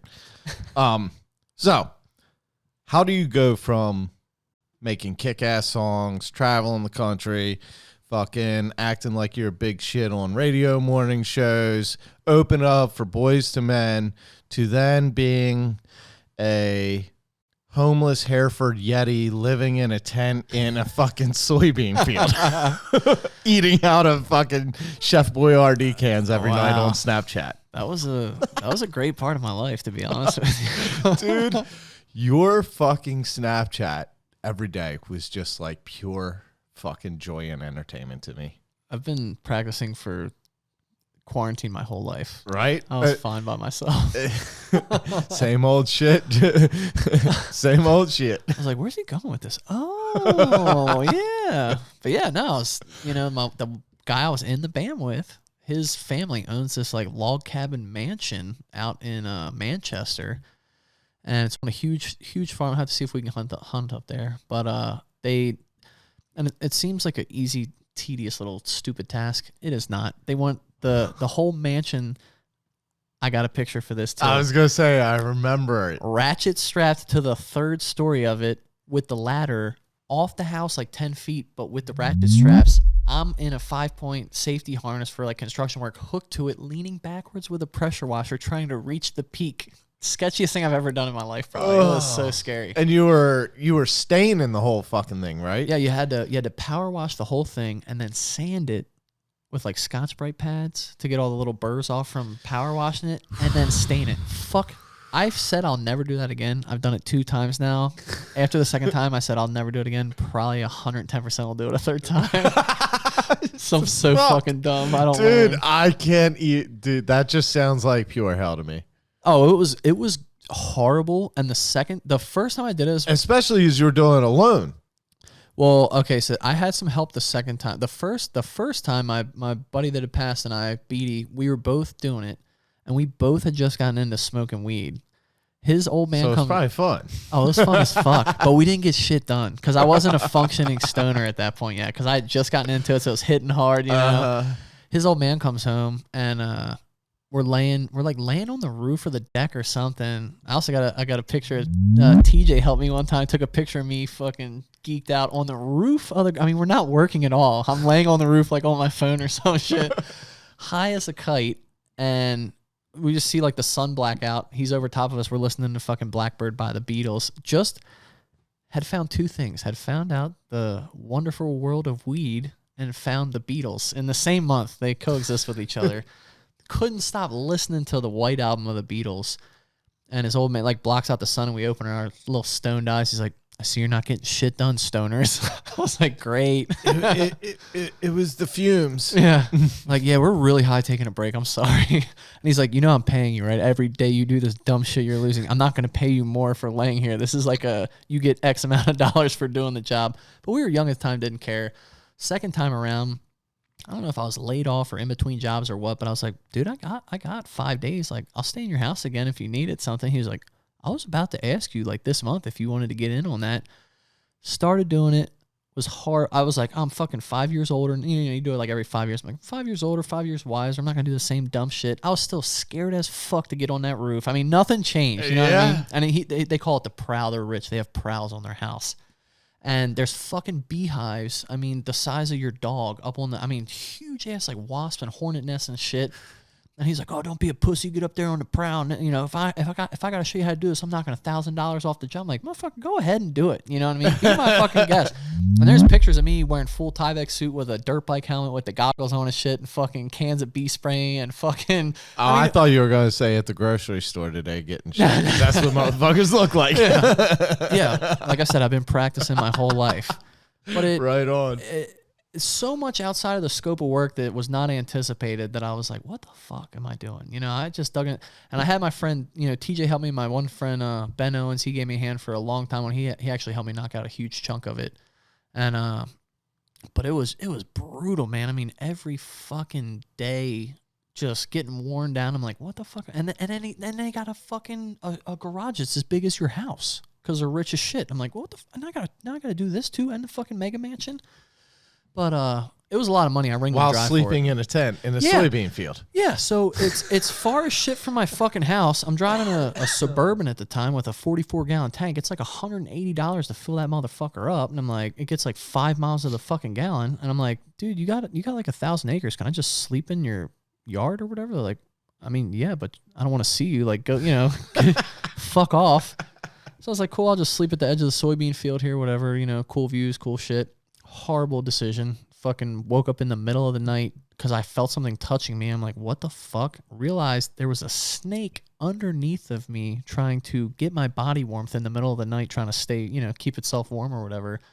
Just straight didn't move and went back to sleep. I was like, I'm not getting bit. I don't know what kind of snake this is. Like, Just relax. Just wants to crawl up your butthole and keep warm. Yeah, and I knew that. So I was like, fuck it. I went right to bed. But, had a bunch of snacks packed for me and everything. I mean, I literally was like a fucking hobo. I went there with a tent. Oh, I know. I was calling you like the Hereford Yeti or something. Because it was literally, you're like, today I fucking painted spindles. Yesterday I painted stair spindles. Today it was the second floor spindles. I'm like, holy shit. You're like eating Chef Boyardee avocado. You're like, tonight we have a pack of crackers. Oh, I got a pack of ketchup to mix it with it this time. We're getting fancy. I'm like, holy shit, what the fuck is this guy doing? Straight dying out there. Dude, there's like I think I counted, it was like 4,000 spindles on that house. God. And they were decorative spindles because they're rich. I remember you, dude, I was literally like glued to your Snapchat of you living in a fucking soybean field doing that dumb shit every day. Those spindles fucked me hard. Because you got to block. And you'll probably do it again. I'll do it again. Easy money. Glutton for punishment. Yeah. It's just not, I get to see the family, you know what I mean? That's like a second set of parents for me. But yeah, it's fucking, you gotta blot the decorative curves in the handle where they pinch you. You can't just paint that shit like fucking Tom Sawyer. It's not, you're not whitewashing a fence. Right. Trash. Hard. I mean, I got some good friends that helped me do that, or I would have been fucked. And I probably couldn't ask them to help me again. They're like, you're a fucking idiot. Like, how long did it take? Probably a month. Yeah. Yeah. Luckily, I was in between work or something because I can't remember what the fuck. I mean, I got a fat ass chunk of a couple $1,000s once, but I had so many motherfuckers helping me. I had to pay all them bitches, and it almost and live in a fucking tent. And live in a fucking tent. I mean, it was like, what the fuck? Oh shit. Yeah, and they're like, yeah, watch out for the bees. Fuck the height. Don't mind the shit. And I'm fucking 3 stories in the air with the pressure washer shit, and they're like laying around at the pool. I'm like, what if the ladder falls and I die? I'm like, well, fuck it. Maybe I'll land in the pool, but I'm gonna crush you with the fucking. I don't even know where I got an extension ladder that fucking long. Like the whole thing was fucking insane. I had a crazy ass job. This is a cool fucking story. Crazy ass job. Doing all kinds of different house shit. Cleaning the house, putting sod in the yard, putting a fence up, all this shit. But it was kind of the opposite of, I don't want to see you, and you can stay out there and whatever. Take your shirt off, boy. I got fired from this job. I was landscaping, and my boss had to get nasal surgery. Wow. and was on pills and was fucking getting all fucked up. Oh, Didn't yeah. he? Not like intentionally. I don't think he fucking realized. Pills It. will fuck you up. But with me and my buddy in the car, he backed into a car in a Royal Farms parking lot in the work truck, and we were all, all three of us in the car. And me and my buddy said something about it, and he just pulled away like it was nothing. Fuck it, I'm out. Well, like 2 days later, he calls me. He's like, "You're fired." I'm like, "For what?" He's like, "You hit something and you didn't tell me." I'm like, oh my God. "What the fuck? Are you kidding me?" Wow. Like, so all this shit goes down. He fires me. I'm at the job site, and he fires me because he just noticed it. So I'm fucking flipping out, and a friend of mine, his dad was like, "I got some work for you." I said, "All right, what am I doing?" He's like, "It's all kinds of shit." He's like, "Be at this address. There'll be a list of shit for you to do in the mailbox." Like, cool. So I literally, next day, go to this address, had no idea what I was going to do. Pull out the list. And like I said, I was doing sod. I ended up putting up a fence, like all kinds of shit around this place. Well, on like the third day, doing the fence, and I look by the pool, I'm like, holy fuck. And I'm like, I think 18, 19 at this time. Young buck. Yeah. Look by the pool, and it's one of the hottest fucking girls I've ever seen. Ends up, this chick is a playmate. Wow. Yeah. My buddy's dad knew this chick and like had set her up with this place through some real estate shit he was doing and everything, and now had me doing landscape work at this house that this playmate was staying at. Dude, she would make me lunch and shit. She had a walk-in like humidor and like wine cellar. Like, she was so fucking nice and like so pretty. And I'm like this 18-year-old like busting my ass, and I'm just like, oh my God, that was the best job I ever had. I can't work. I can't down. stop staring at It you. was hands down best job I ever had. Sounds a lot better than my staining job. Yeah, a lot better than fucking sleeping in a soybean field. Fuck. I mean, I was driving around in my Dodge Shadow like a fucking badass. Wow. Wow. Running the Dodges your whole life. Look at you. Yeah. Well, dude, I absolutely loved my fucking Fords. Chevy. Fuck you. Oh, my God. Now you are a pussy. You just solidified it to everyone. Now, I had a... Shout out to Ford Motor Company. I had a Chevy Blazer, a 91 with a 4.3 liter. Ooh. It was the smoker. Dude, them engines ran so fucking hot and ate so much fuel. Oh, yeah. But they would go through about fucking anything. Well, I'm going to have to plug pictures of this. Wow, yeah. That truck, I left at a buddy's property, and they were driving around. He hit a tree with it. I had hit a tree with it, too, so I can't blame. Yeah. Put the full blame there. But I couldn't make it to this big annual party we had because of a wedding. It was either a wedding or funeral, like something like, I can't miss this. Yeah. You know what I'm saying? So because I couldn't make it to the party, they thought, the one dude was like, oh, I'm going to shoot a couple bullet holes in the side of his truck door and send him a picture because it's funny. So he shoots a couple bullet holes in my fucking door. Wow. Goes to get the camera, and people are like, oh, I guess we're shooting the war wagon. Oh, my God. And just lit it the fuck up to where it just, dude, it looked like a movie. Like the pictures they sent me and shit, it's like flat. Like Grand Theft Auto in real life. It's lit it on fire, everything. God. And then we're just like, well, it's no good now. Literally just pushed it in the fire and burnt it down to it's nothing but a metal frame. This is the last time you're ever going to get my keys, Matt, you motherfucker. Pussy. God damn it. Maybe he liked Fords. Do you think about that? The fucking war wagon was the shit. I had that thing, all four tires off the ground before. That truck did everything. The field that fucking party was in didn't start as a field. I drove my fucking Blazer backwards full speed into fucking trees, knocking them down, and then used it to drag them out, which we eventually turned into a small field on the mountainside. Wow. Yeah. That's pretty awesome. Yeah.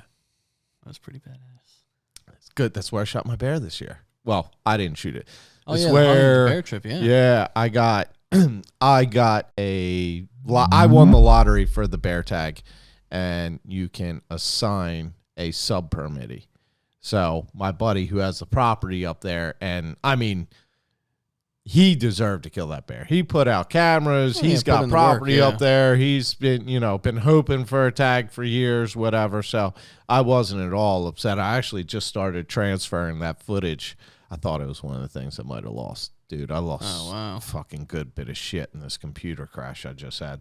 That's why this podcast got put so far behind. I was like, yes, I just put out an episode on Monday. I recorded an episode on Wednesday. I recorded an episode Friday. I'm like 2 fucking weeks ahead. Wow. Computer crash, and now I'm like 3 weeks behind. Oh it's like, God. Motherfucker. Yeah, that's like, rough. And of course it's like, okay, work's like, all right, we're not exactly sure what's happening yet. Oh, yeah. So, going to be working part-time till we figure shit out. I'm still working because I'm in the paper industry. Yeah. Paper industry is fucking booming right now. I mean, you imagine everything comes in a box. Oh, yeah. People don't think about that shit. Bags of potato chips, a bunch of them come in a box. Yeah. Cans of soup, all of them come in a fucking box. Everything comes in cartons of milk, they all come in a big-ass box. Groceries are through the roof right now. Well, and everybody ordering shit from Amazon. Oh, yeah. And other paper products. I mean, we're fucking booming. But I was like, all right, I'm going to finally have a little bit of time to where I can catch up on some editing shit. And then it was like, dude, it was fucking torture not being able to use my computer. Or like freezing every 4 minutes. And then takes 40 minutes to restart. And then it may work for 5, may work for 5 hours, may work for 2 minutes. Not sure, but yeah. That made me cry. Dude, I was losing my fucking mind with it. It was getting bad. So what's next for you? Now I don't know. I might move out of state. I don't know, honestly. Yeah? I don't know. I mean, I thoroughly enjoy the South, and I know everybody in the South's kind of crazy. Sorry if you live in the South, but I love the South. Oh, I love it. Everybody thinks so I'm nice. from the South because they're like, "Where's your Southern accent from?" I'm like, "I don't have an accent. Like, I was just raised right, motherfucker." I just talk like a fucking idiot. I'm not from the South. But no, I mean, I don't know.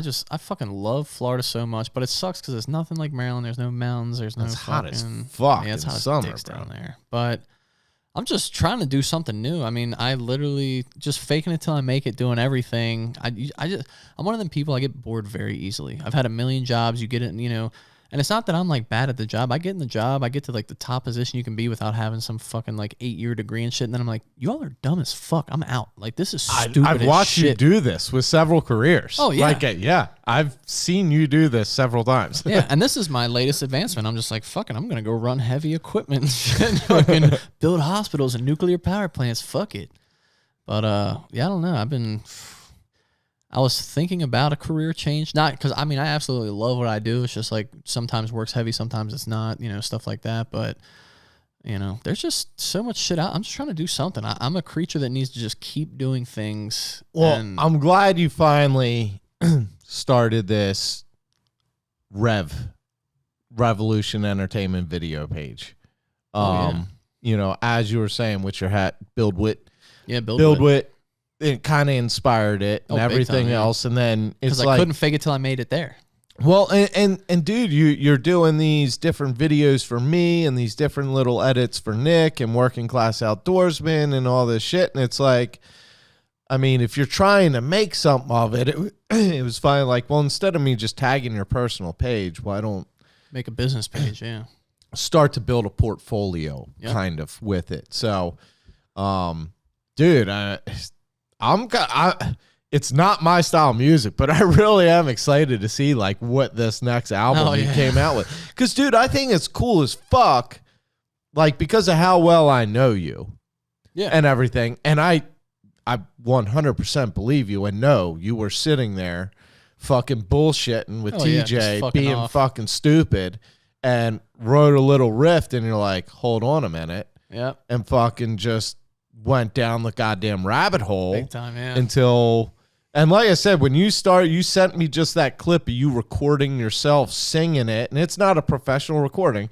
It's literally you hit record on your phone and you're singing and you're strumming on a guitar. I'm like, this sounds like fucking shit that's on repeat on the radio over and over. Like you hear in the mall. Yeah. You're going to have fucking a lot of girls crying with this. And that's what gets the radio play, son. It does, yeah. And I mean, that's something that I like doing. I don't necessarily really want to travel like that and like do the tour and stuff or whatever. I got different vibe now. It's, I feel old as shit even though we're still pretty young and stuff like that. I'm looking. Well, and I know you and Liz have been looking and contemplating on where to get a home, and it sounds like you kind of want to make a little bit of a homestead. Yeah. Oh, I'd love to. So, I mean, ideally, like the kind of setup you have here is fucking sick. Dude, I love this. I love this. The only negative I have about this place is I'll just forever be renting. Yeah. I'll never own it. It's in his family. It's part of the big property. He's never going to sell it. I wouldn't want to stop renting this motherfucker. I love it. Dude, and here's the thing. I used to never want to rent because I'm like, you never fucking own it. Yep. But for what I have here, shit. It's kind of worth not owning it. I haven't paid rent this month. I just realized it. It's like April 14th, and I haven't paid rent. Fuck. See, but that's the thing. He knows I'm good for it. Oh, yeah. Somebody else on my fucking ass. Yeah. But I will never have what I have here, the amount of space I have, the amenities I have. But also, as a renter that pays, it ain't cheap. Oh, yeah. But it ain't. I also do a ton of shit. I fucking mow the lawn here, cause something, work on the fucking well pump. When shit breaks, like for example, walked out of the bathroom or out of the bedroom upstairs, and right in front of the bathroom, fucking carpet was soaked. I'm like, that ain't normal. Yeah. Look up, the whole ceiling saturated. Wow. It was coming down through the ceiling. Oh, yeah. 4th of July weekend. How much do you think it's going to cost to get an emergency HVAC specialist to come out and look at my air conditioning? Well, I crawl up in the attic, and it was a crack in the pipe. Wow. I cut it out, and I literally, it was funny. I sent his daughter a message because she was with him. They were down the beach. Oh, wow. And I was like, having a problem here at the farmhouse. Fucking ceiling soaked, the floor's wet, this and that. And they're like, all right, we'll call someone. I was like, well, let me see what I can do. I'm like, I'm pretty sure I can fix it for like $5. Oh, yeah. And they're like, okay. Well, just let us know. But we'll call someone. Just let us know. So I sent them a message a little later. I was like, all right, well, I was able to get it fixed, but I was wrong about it costing $5. And he was like, well, whatever it costs, just let me know. I was like, yeah, I'll send you the bill. And I sent him a picture, and it was an 89-cent coupling. Wow. Literally, it cost me 89 cents and a 5-minute drive to the hardware store. Would have been hundreds of dollars. Oh, my God. Can you imagine had I called a fucking HVAC specialist on 4th of July weekend? Fuck that. It would have been retarded. Yeah. And that, that's the beauty of, and see that, if you were to own a house, that's probably what you would have done, because you would have said, fuck calling that guy. But luckily, because of your relationship with him and the renter thing, you could still do stuff like that. And that's kind of what, that's what I want to do. I don't really want to rent. I want to own like a little homestead vibe and stuff like that. And, as far as you were asking, like, well, what are you doing and stuff like that would, ideally that would be cool to kind of push that Revolution Entertainment video and stuff like that, like a media company kind of, because that's kind of, that's on your own time, stuff like that. You can live out in the sticks here and say, okay, I'm going to meet you tomorrow downtown, and we're going to film this, and we're going to do that, and yada, yada, yada. And there is no, and you can make a lot of money doing that. I mean, if you were to come out and make some of them fishing videos we make with legit rigs and stuff like that, and you actually had a portfolio to back it up, I mean, you're talking thousands of dollars for one night. Yeah. And then, I probably would do it 2 nights in a row just to get awesome ass footage and stuff like that. But I mean, you're talking a pretty penny for, and people got money to pay for stuff like that. You know what I mean? Yeah, I mean, we're killing the content game. With what we're putting out for certain brands, and I mean, I'll say it because I support them and they support us. Megamouth. Yeah, I mean, Megamouth bow fishing all the time. Stuff. Derek hits us up, and he does media content and creation himself. Wow. I believe it's Derek Schmidt Media. Hope I got that right. But he does photography and everything, as well as work and create the Megamouth reels and all. And, it's not easy. And that shit is worth money, and it is valuable. Another guy I respect that's in the game, Johnny Mulligan. He does a lot of content for different outdoor brands. And I didn't even know they were friends.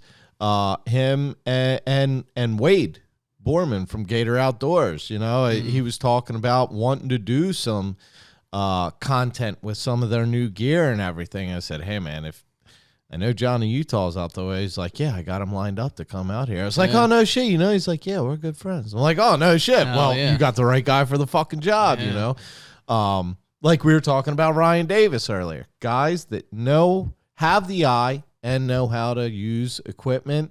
And got the equipment, They kill it, and it's valuable. Yeah. And, so I'm glad to see you start doing that shit because, like I said, you're a creative dude. You don't stop. I feel like you're like me and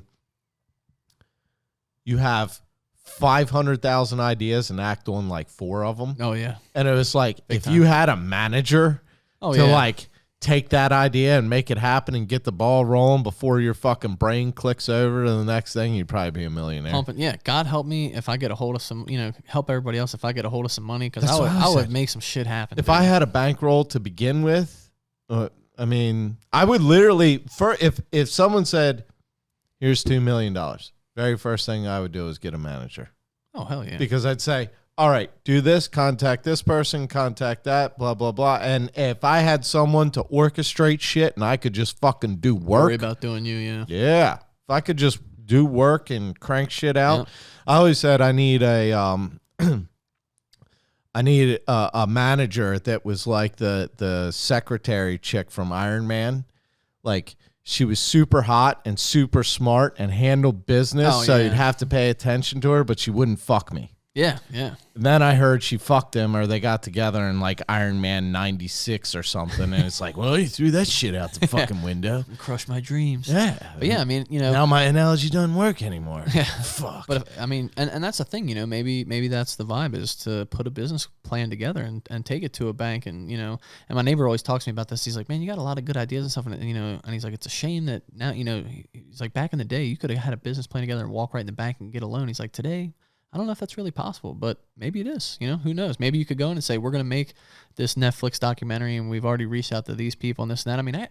I got ideas for TV shows and stuff like that where I've got you and I brainstorm about random ass shit all the time that it's like, if we just had the bankroll to make it happen, it would work. Ideas for real estate. I got inventions for shit to mitigate costs for the police department and shit like that. Dude, we were talking about, how many years ago did we talk about the virtual real estate stuff? The virtual real estate walkthroughs. Like, dude, if we set cameras up and we basically did 3D imaging, like you could walk through a house just through your computer with the Oculus Rift headset on. That's the only way they do it now. Yep. And they're just touching the tip of the iceberg on that stuff. They do some of the shit we were talking about, but they're still laxing on. You could be sitting inside a fucking real estate office with an Oculus Rift headset, look at a real estate in Florida, one in Texas, one in whatever, 5 of them in Baltimore, shit that you would have to spend all day driving to go see. And you could do it instantaneously in the office. And and you could get real-time view. Yeah. And people just aren't hip to it yet. It's coming. Yeah. Oh, it's coming. You sleep on something long enough, This is when we start to, head into the matrix where we lose reality of what's reality and what's simulation, what's program. Yeah. It's literally ridiculous. I got, ideas for light bars and police interceptors to house drones with a collapsible system like the Maverick, the DJI Maverick and stuff that'll have an airbag pressured release that'll flip it at enough of a G-force that'll whip it open so it can turn on while it's at its apex of the fucking, which would get rid of the helicopter program, which I know the helicopter pilot for the city police, I don't want to get rid of his job, but you could retrain people and stuff like that. But I'm telling you, that's got to be fractions of the cost, exponential effectiveness. Oh, yeah. And that's probably the top dollar leech on their funds for the year is buying multiple helicopters, training motherfuckers to drive them, putting fuel in that bitch for fucking 24 hours a day because they got shifts of 12 hours each. You know what I mean? They're running that bitch all day wide open. So, well, they are. I shouldn't talk about this too in depth because it's been a while since I looked into this and I don't necessarily have all the most up-to-date or accurate information. But Baltimore is bringing back a surveillance program. Oh, yeah. I don't know if you're aware of this. I had really only heard of this. They used to with the planes. Yes. And I had really only heard of this from another podcast, Radio Lab. And I believe the title of it was Eye in the Sky or Ever Seeing Eye, something like that. But basically, it's planes taking sequenced pictures that they can map together and they're time framed. But it's to the point where, say, a car is literally just a single pixel. Oh, yeah. You can't necessarily see what kind of car, you can't see who's in the car, or you can see that there's a gathering of people or whatever. But what they did and were able to do was say someone was killed at this corner at this time. They're able to look up that corner at that time and then follow the dots. Yeah. See where that and dot see goes. where did that car come from. Or crosses the Where path did of a it go camera that before- can render it Yes. on a And rural farms or something. so that's what they're saying. Like, it's not an invasion of privacy because we can't see you. Yeah. We don't But know we can it's find you. you. We don't know what you are doing.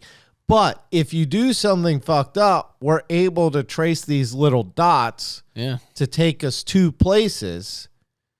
And I mean, it's a fucking fine line. Oh, yeah. But And I thought about that too with drone surveillance stuff. You know, buy old Brinks trucks that they don't use anymore, have two guys in there with a drone that they launch out of the top of it so they never get out. They don't have to have a firearm, which mitigates your insurance costs and stuff like that because you don't have armed guards and things. But then you're on the fine line of privacy invasion and things of that nature. But we live in that world now. You know what I mean? dude, And that's part of the it's idea. our warfare. Oh yeah, I run an online, you know, it's an online game where I have a clan of like 50 guys, and they're like, dude, I don't know how you guys live outside of Baltimore. Dude, I love gaming. It's 2020, bro. But they, you know, we're like, yeah, we had X amount of deaths this week. I got a guy in my clan from Kansas, and I'm like, you know, yeah, we had X amount of people die this week. It was so many for the year, whatever. He's like, dude, that's 30 less than the population of my town in Kansas. Like, you would have killed everyone in my whole entire town. And granted, he lives in a rural town in Kansas. It's only a couple hundred people. And they all have, you know, 10,000 acres each. But it's like, when did it become normal to just witness a war zone environment and think that it's okay? You know what I mean? We start tractors up at work. I work down on West Baltimore Street at the Gwynns Falls dump running the dozer down there. And this guy I worked with, he lives in Baltimore now, but he's from Jersey or something. And he's like, oh, dude, I think they're shooting guns up there. You know, it's like 6:10 in the morning maybe, and I'm just warming the D6T up. He's like, oh, yeah, pop, pop, pop, pop, pop, pop. He's like, I think they're shooting guns, bro, blah, blah, blah. And I was like, yeah, they are. They're shooting each other at the top of the hill, at the top of the quarry, because neighborhoods back out to the quarry. And he's like, oh, you know, like, and I'm like, yeah, fuck it, man, get in the dozer, let's go. You know, what are you doing? They're not gonna shoot us inside the bulldozer. So, and it's like, when does that become normal? You hear humans killing other humans, and you're like, yeah, fuck it, let's fire the dozer up, buddy. Like, they're gonna kill each other, not us. Well, you know, and granted, they might come running down the hill and fucking shoot you because they think you saw them, or there whatever. could be a stray. Bullets got no name. Yeah, I mean, exactly. Could have a stray, but it's like, you know, we've been so conditioned to such a shithole kind of way of living, you know. And I hate to say it because I love Baltimore City. I love a lot of the people down there. I love the idea of our city, you know, stuff like that. I think that we should be up there, and we kind of are, but not on the same pedestal. But like New York, Philadelphia, stuff like that. Like we're a blue collar, hardworking town that's got good people in it, good places, a good history. Oh, Exactly. long ass history. And it's like, it's a fucking war. You know, more people die there than they did in the fucking war in Afghanistan, which is fucking, I mean, you're talking about your job is to go get shot at every fucking day, and more people die in our hometown. Yeah. It's unreal. And I wish there was something, you know, that I could do about it, or somebody else, you know, I mean, like I said, God help us if we get some money because we'll I'll fucking probably do something get a cool. lot of. I say this every podcast. I'm going to get a lot of shit for this. But this was literally a turning point in my thought process.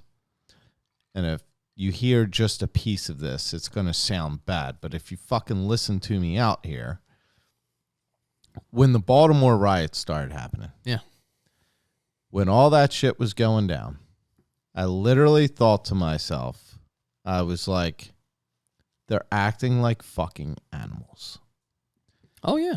And I thought about what does a dog do when it's upset or it's enraged or irritated?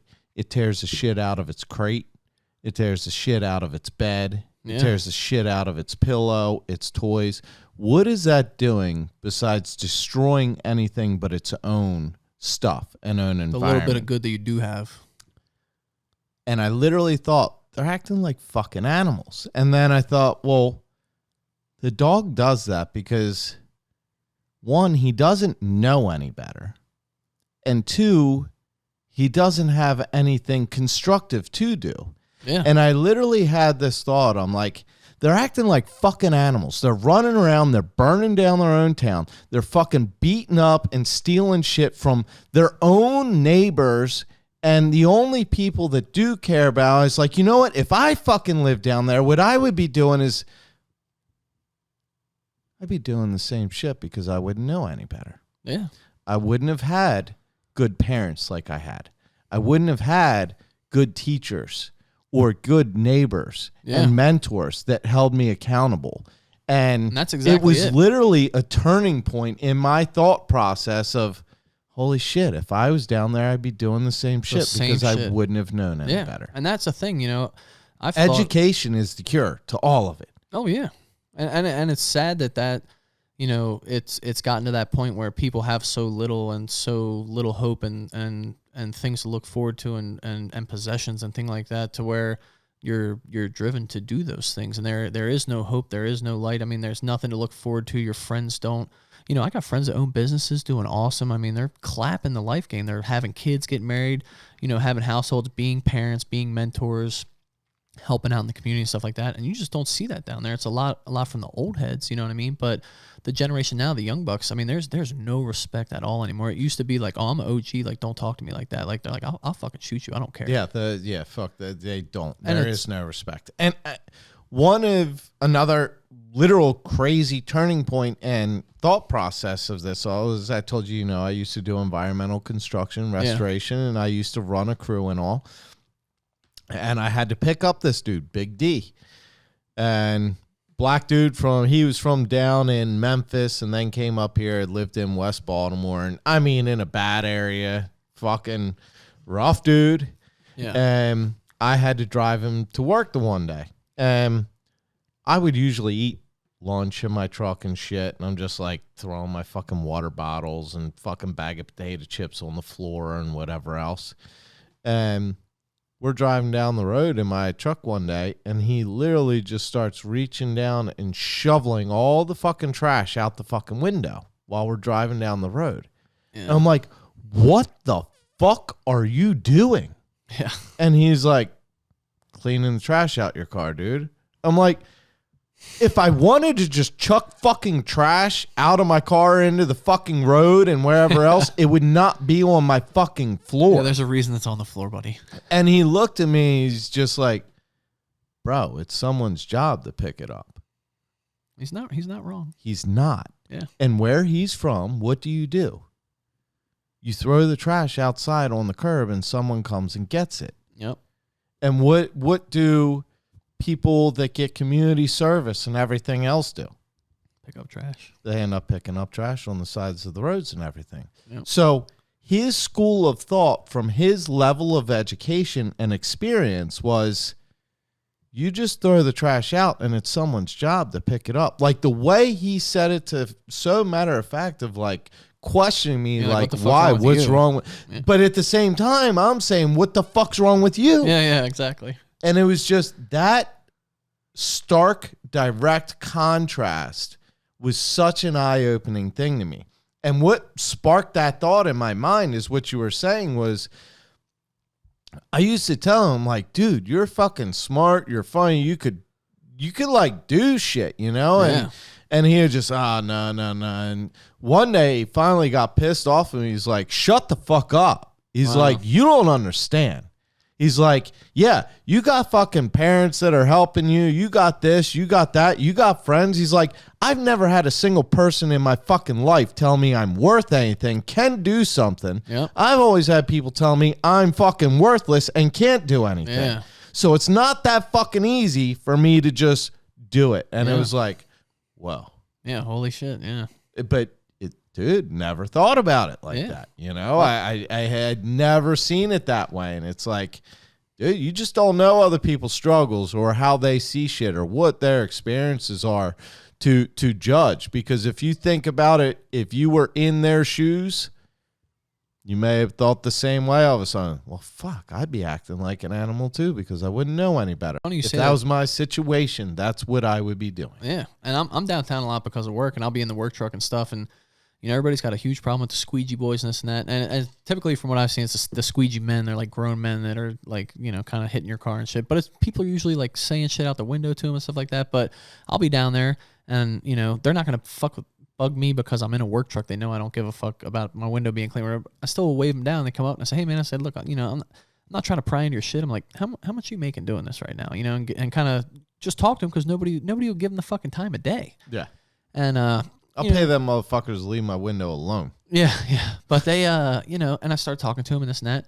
And I said, look, dude, I said, you know, I'm not trying to tell you how to live your life. I said, what are you doing this? Because you got a record? He was like, yeah. I'm like, I said, what's it, something stupid like selling fucking dope or something? He's like, yeah, selling weed. I said, okay, so you have a nonviolent, you know, offender record or whatever.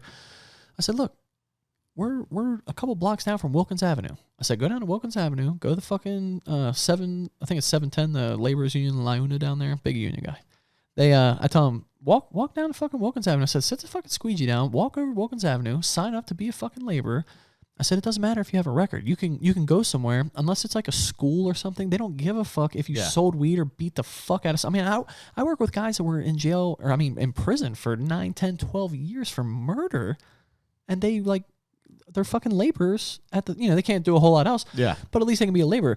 Laborers making like $1,000 a week in the union. All you gotta do is show up. And then if you're working overtime, or if you graduate to where you become running equipment, or if you take the extra classes to get certified and get your green card or whatever, so then you're able to do Maryland, you know, environmental standards for runoff and the environmental protection, and most of the time, a lot of these companies, they're going to pay for those classes. Yeah, they just want good help. And I told him, I said, look, clearly you grind. You know, I'm like, you give a fuck. You're out here washing fucking windows with some bullshit. It's like, I live up by the PA line and drive down 45, 50 minutes every day to work in your backyard, and you don't know that there's work here, and it's paying double what you're fucking getting right now for the lowest position you could have. I mean, it's, you know, being a union laborer is hard, but they get a lot of easy shit, especially if you're working with the machines. You stand there and hold the shovel and watch me dig the hole, you know? But then again, you may have been the first person to tell him ever that he could go get that job, and that you're a fucking worthless piece of shit. Ain't nobody gonna hire you. You know what I mean? Yeah. That and what are his friends gonna say? And they're probably just as nervous. Yep. And you know how people are. Dude, me starting my own business. Oh, you can't just or start my own thing in the hunting industry. Oh, but you can't just do it. You got to have a team. You got to have people. You got to have money. If I fail, it validates their fears in never starting themselves. Yep. Or their procrastinations. So I always say I feel like there's more people that want to see me fail than succeed. Oh, and it doesn't bother me. If anything, it fucking fuels me. But you look, it's like if I fail, it validates the reason they didn't do it themselves. Yeah. And you learn more when you fail than when you don't try at all. God. You know what I mean? Yeah. I love, you know, Gary V says it all the time. Gary Vaynerchuk, he says, I love failing. I learned so much from failing. And it's never been truer. Faking it till you make it. You know how many times I fucking shit the bed on stuff? I'm like, fuck it. Yeah. Dude, what's the worst feeling? Failure. Yeah. What do you never want to feel again? Your worst feelings. Yeah.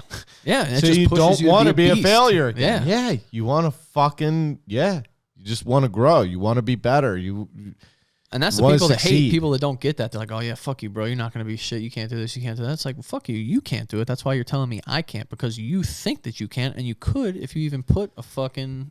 I always say there's two types of people in this world. I just had this conversation with Nick because we're having this shit a lot. There's two types of people in this world. If there is someone above you, one type of person focuses on themselves and busts their ass, and they hustle to climb that ladder and get up to the level that that person above them is and try to pass them. Mm-hmm. The other type of person, when they have someone up above them, they put all their energy into trying to hack down that person's platform and bring them down to their level instead of trying to build themselves up to reach that higher platform. There's two types of people. I've had jobs I didn't get because of stuff like that in interviews. They're like, well, where do you see yourself in 5 years?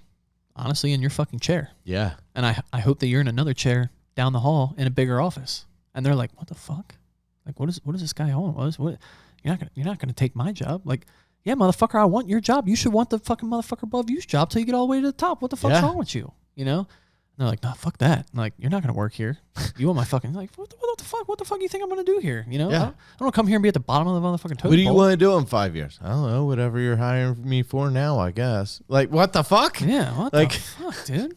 And I mean, and that's the thing. It's like, you know, and that's what I was saying before. I'm a creature of change. I just keep changing because I get up there and I'm like, and then you get those motherfuckers in front of you that they're like, and they're trying to hack people down this night. You're like, here's the thing, though, dude. Like, I've realized that we are a kind of different breed. Like, I used to think that everyone that had a 9-to-5 job, office job, whatever, fucking hated it as much as I would and did, and just fucking kept from beating their face in the fucking wall all day long, and then just swallowed it and was like, okay, fuck, finally, today's over.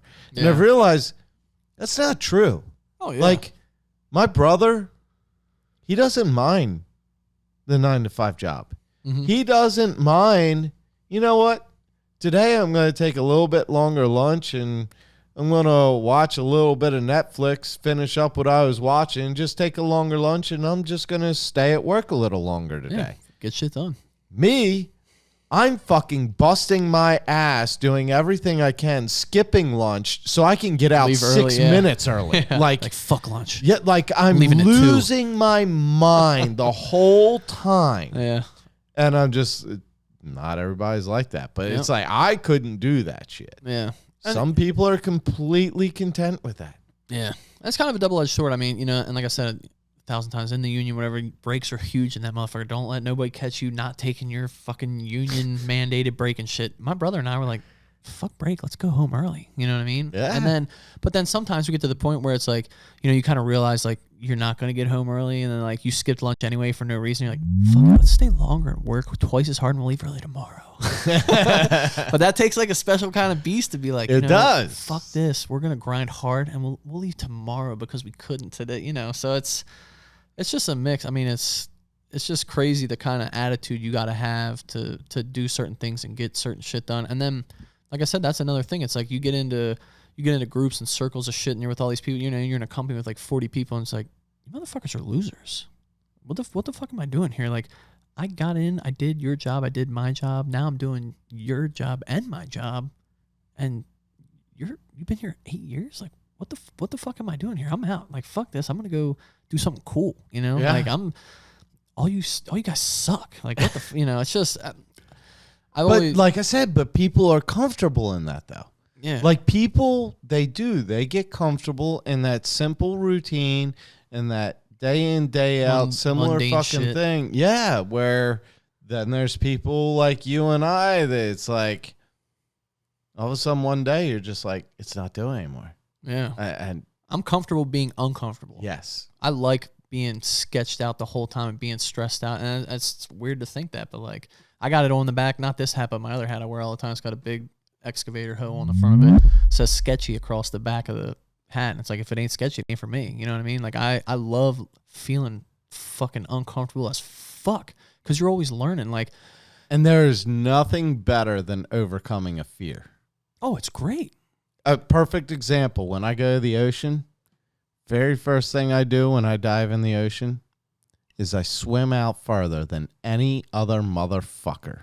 Like, I'm out here, cool. And I just hang out. I'm like, there's fucking Jaws is out here and wants to eat my ass. I'm right here, bitch. I'm Minnow farther brushes out your leg, than you swim back fast as fuck.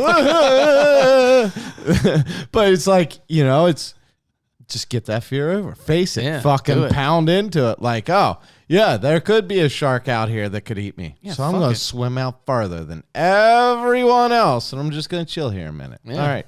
Beat that fear. Maybe it bites my leg off. Maybe I'll be really cool with prosthetics and shit. Fuck it. Beat that fear. Hey, 2020, start strapping me up with some robotic shit. Yeah, but it's crazy. I mean, I like you said, and I've been doing a lot of different stuff lately. It's like I just constantly want to be on the edge and be uncomfortable and just be always learning. Even with the hunting shit, it's like you did it when you're 9. Okay, well, I don't even know how old I am. I'm 32 this year, and it's like that was uncomfortable as fuck for me because when you do it when you're 9, you're like, oh, I don't know, whatever, fuck it. And then like you're 32 and you're like, fuck, like I don't know what I'm like. The guy I sat next to, he's like, dude, I should have studied for this. And he's like a year older than me. He's like, I fucked up. Like they told me like 8-year-olds passed this. I'm like, yeah, my buddy said he did it when he's like fucking like 9, 10 years old. And then he's like, dude, I'm gonna fail. You know what I mean? And it's like, it's just like, and even with firearms and stuff, it's like if you're not handling firearms all the time, they're kind of a scary thing. Like you got to respect that shit. You know what I mean? It's like. When I'm at the range loading the fucking magazine up, like I start trembling. I'm like, damn, I'm about to fucking send some down range, dude. Like, cause it's about to happen. You know what I mean? It's like, and then once you're uncomfortable all the time, you start thriving on that feeling. And then you're at the range loading the mag. You're like, fuck yeah, dude. Like we're about to send some shit down. Like this is it. Like I'm hyped. Or, you're fucking paragliding or fucking jumping out of a plane or something, doing all this crazy shit, zip lining or whatever. And it gets your blood pumping or you're learning something new. I mean, I went to a place I had no business doing and ended up being one of their top performers there, being a fucking environmental engineer doing home inspections for the green NGBS I remember that bullshit. shit too. Yeah. Fake it. That's the job you got from telling my bow fishing story, right? Yeah, I sent him the pictures that night. We hit 113. He's like, bro, you're in. Fuck these guys. I remember you called me, you're like, dude, I just went to apply for a job.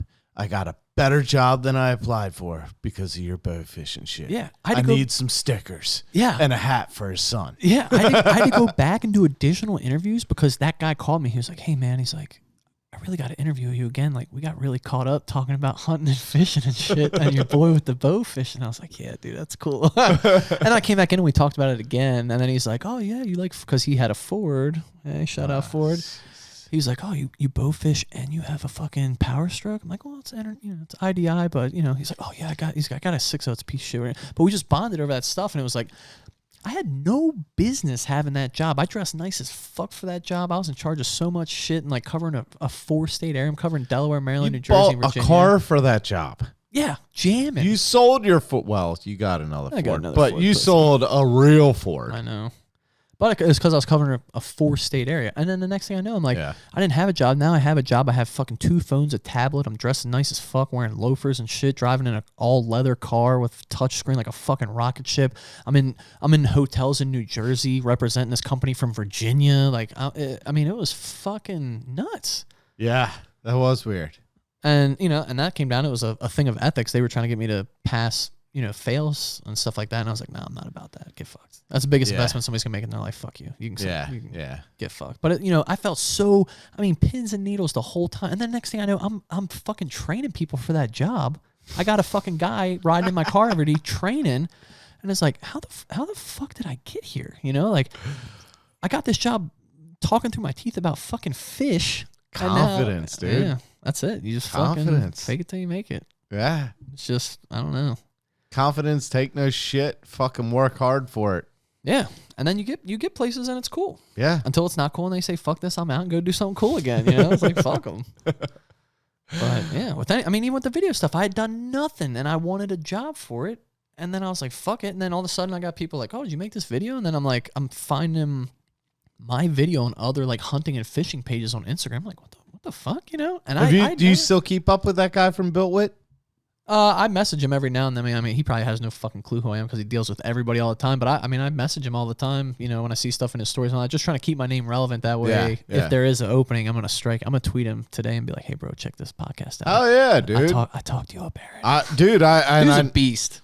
I've seen a lot of the videos. He runs like 1,000 miles a day. He's fucking just a psycho. He's on one. Like we're talking about now. He's just one of them people that fucking grinds hard. Yeah, he's got some cool ass video too. You wouldn't think that just moving dirt and driving around equipment could be so cool. But like the way he films it with the slow-mo and the shutter and the drones and like through the tubes and like, yeah, all that shit's pretty. And that was one thing I messaged him. I was like, bro, you should fly through those tubes with the drone. That would look sick. And I don't know if he took if he listened to my idea and took that advice off of me because I don't know shit about any of that stuff.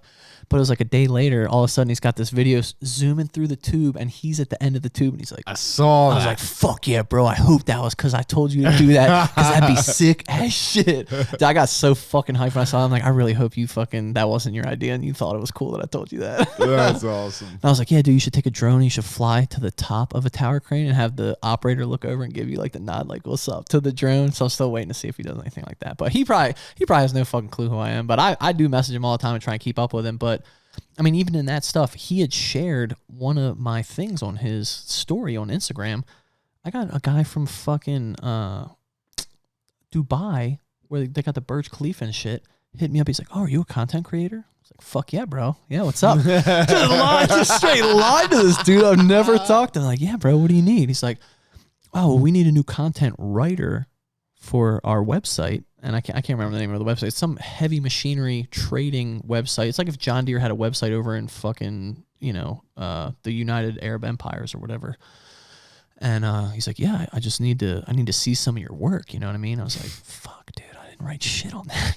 So I was like, I've never written content on anything. I was like, I mean, fuck it. I got some cool pictures of some tractors because I was watching BuildWit and I was like, fuck it, So I got a sick ass picture of this fucking 900 series cat loader underneath the fucking underpass off of 295 down there. We keep all the dirt for motocross and everything down there. We got a contract with them. I know exactly what you're talking about. And the Ravens were in the playoffs, and they had just called up our employer, and they were like, "Yo, we need a new field in the stadium. Like we're trying to ball out for the playoffs because we all thought we were making a Super Bowl run." And so I go to that picture. I was like, "Damn, this picture's sick as shit." So I go in it and I start writing. I'm like, there's this behemoth underneath the tuna. I'm making it real personable and real eerie and shit. I'll have to send it to you. It's actually pretty fucking cool. But I did it, and I was proud as fuck. I wrote like 4 paragraphs about a fucking tractor, and it made that seem like the baddest bitch. I'm like, the city of Baltimore, this blue collar town that never sleeps, entrusted this machine from fucking 1975 with the toughest task in the city at the time to make sure that the team had a new feed. It was very cool. And that was all through BuildWit shit too, because he shared a picture of my dumbass shit. I took a picture of that tractor, and I think he shared it and was like, cool or whatever. And I was like, fuck yeah, dude.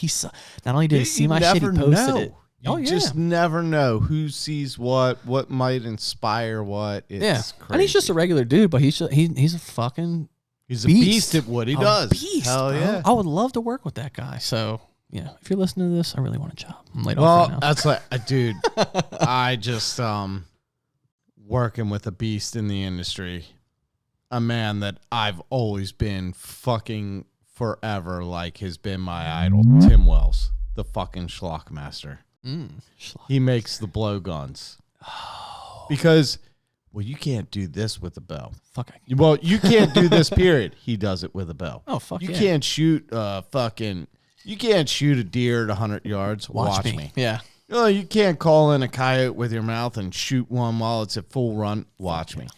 Then he does everything with a spear and a blowgun because he's already done everything with a fucking bad. bow. Just He is digging the for fucking new man. shit. Yeah.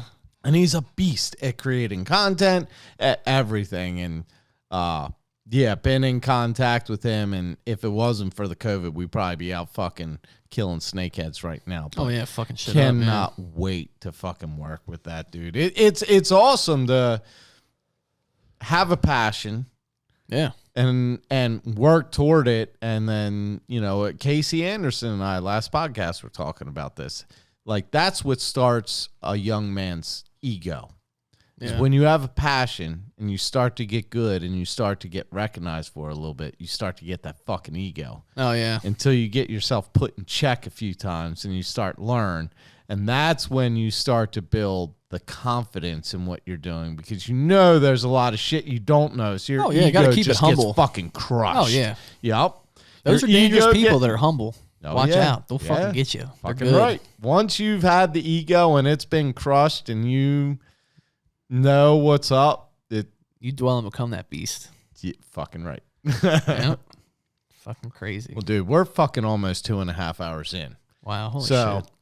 and Sorry for we chewing got your ear off. another drink on. So we're going to go ahead and we're just going to pretty much wrap this bitch up right here. Yeah, thanks for having me, buddy. Hell yeah.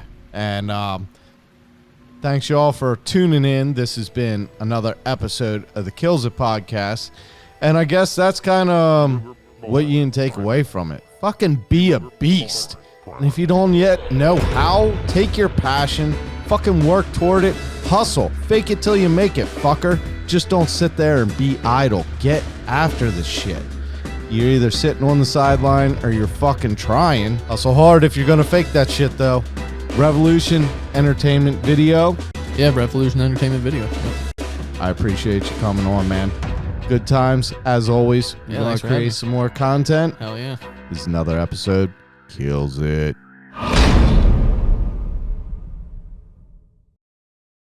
Faking it till you Oh, made yeah, it which if you did. I've done my whole fucking life. It's awesome. Just do it. Just fucking do it. You can do anything you want, dude. You just put your mind to it, fake it till you. If you're going to fake it, you better fucking fake it. It's not fake it till you maybe make it. Like, you have to fucking make it. There is no if.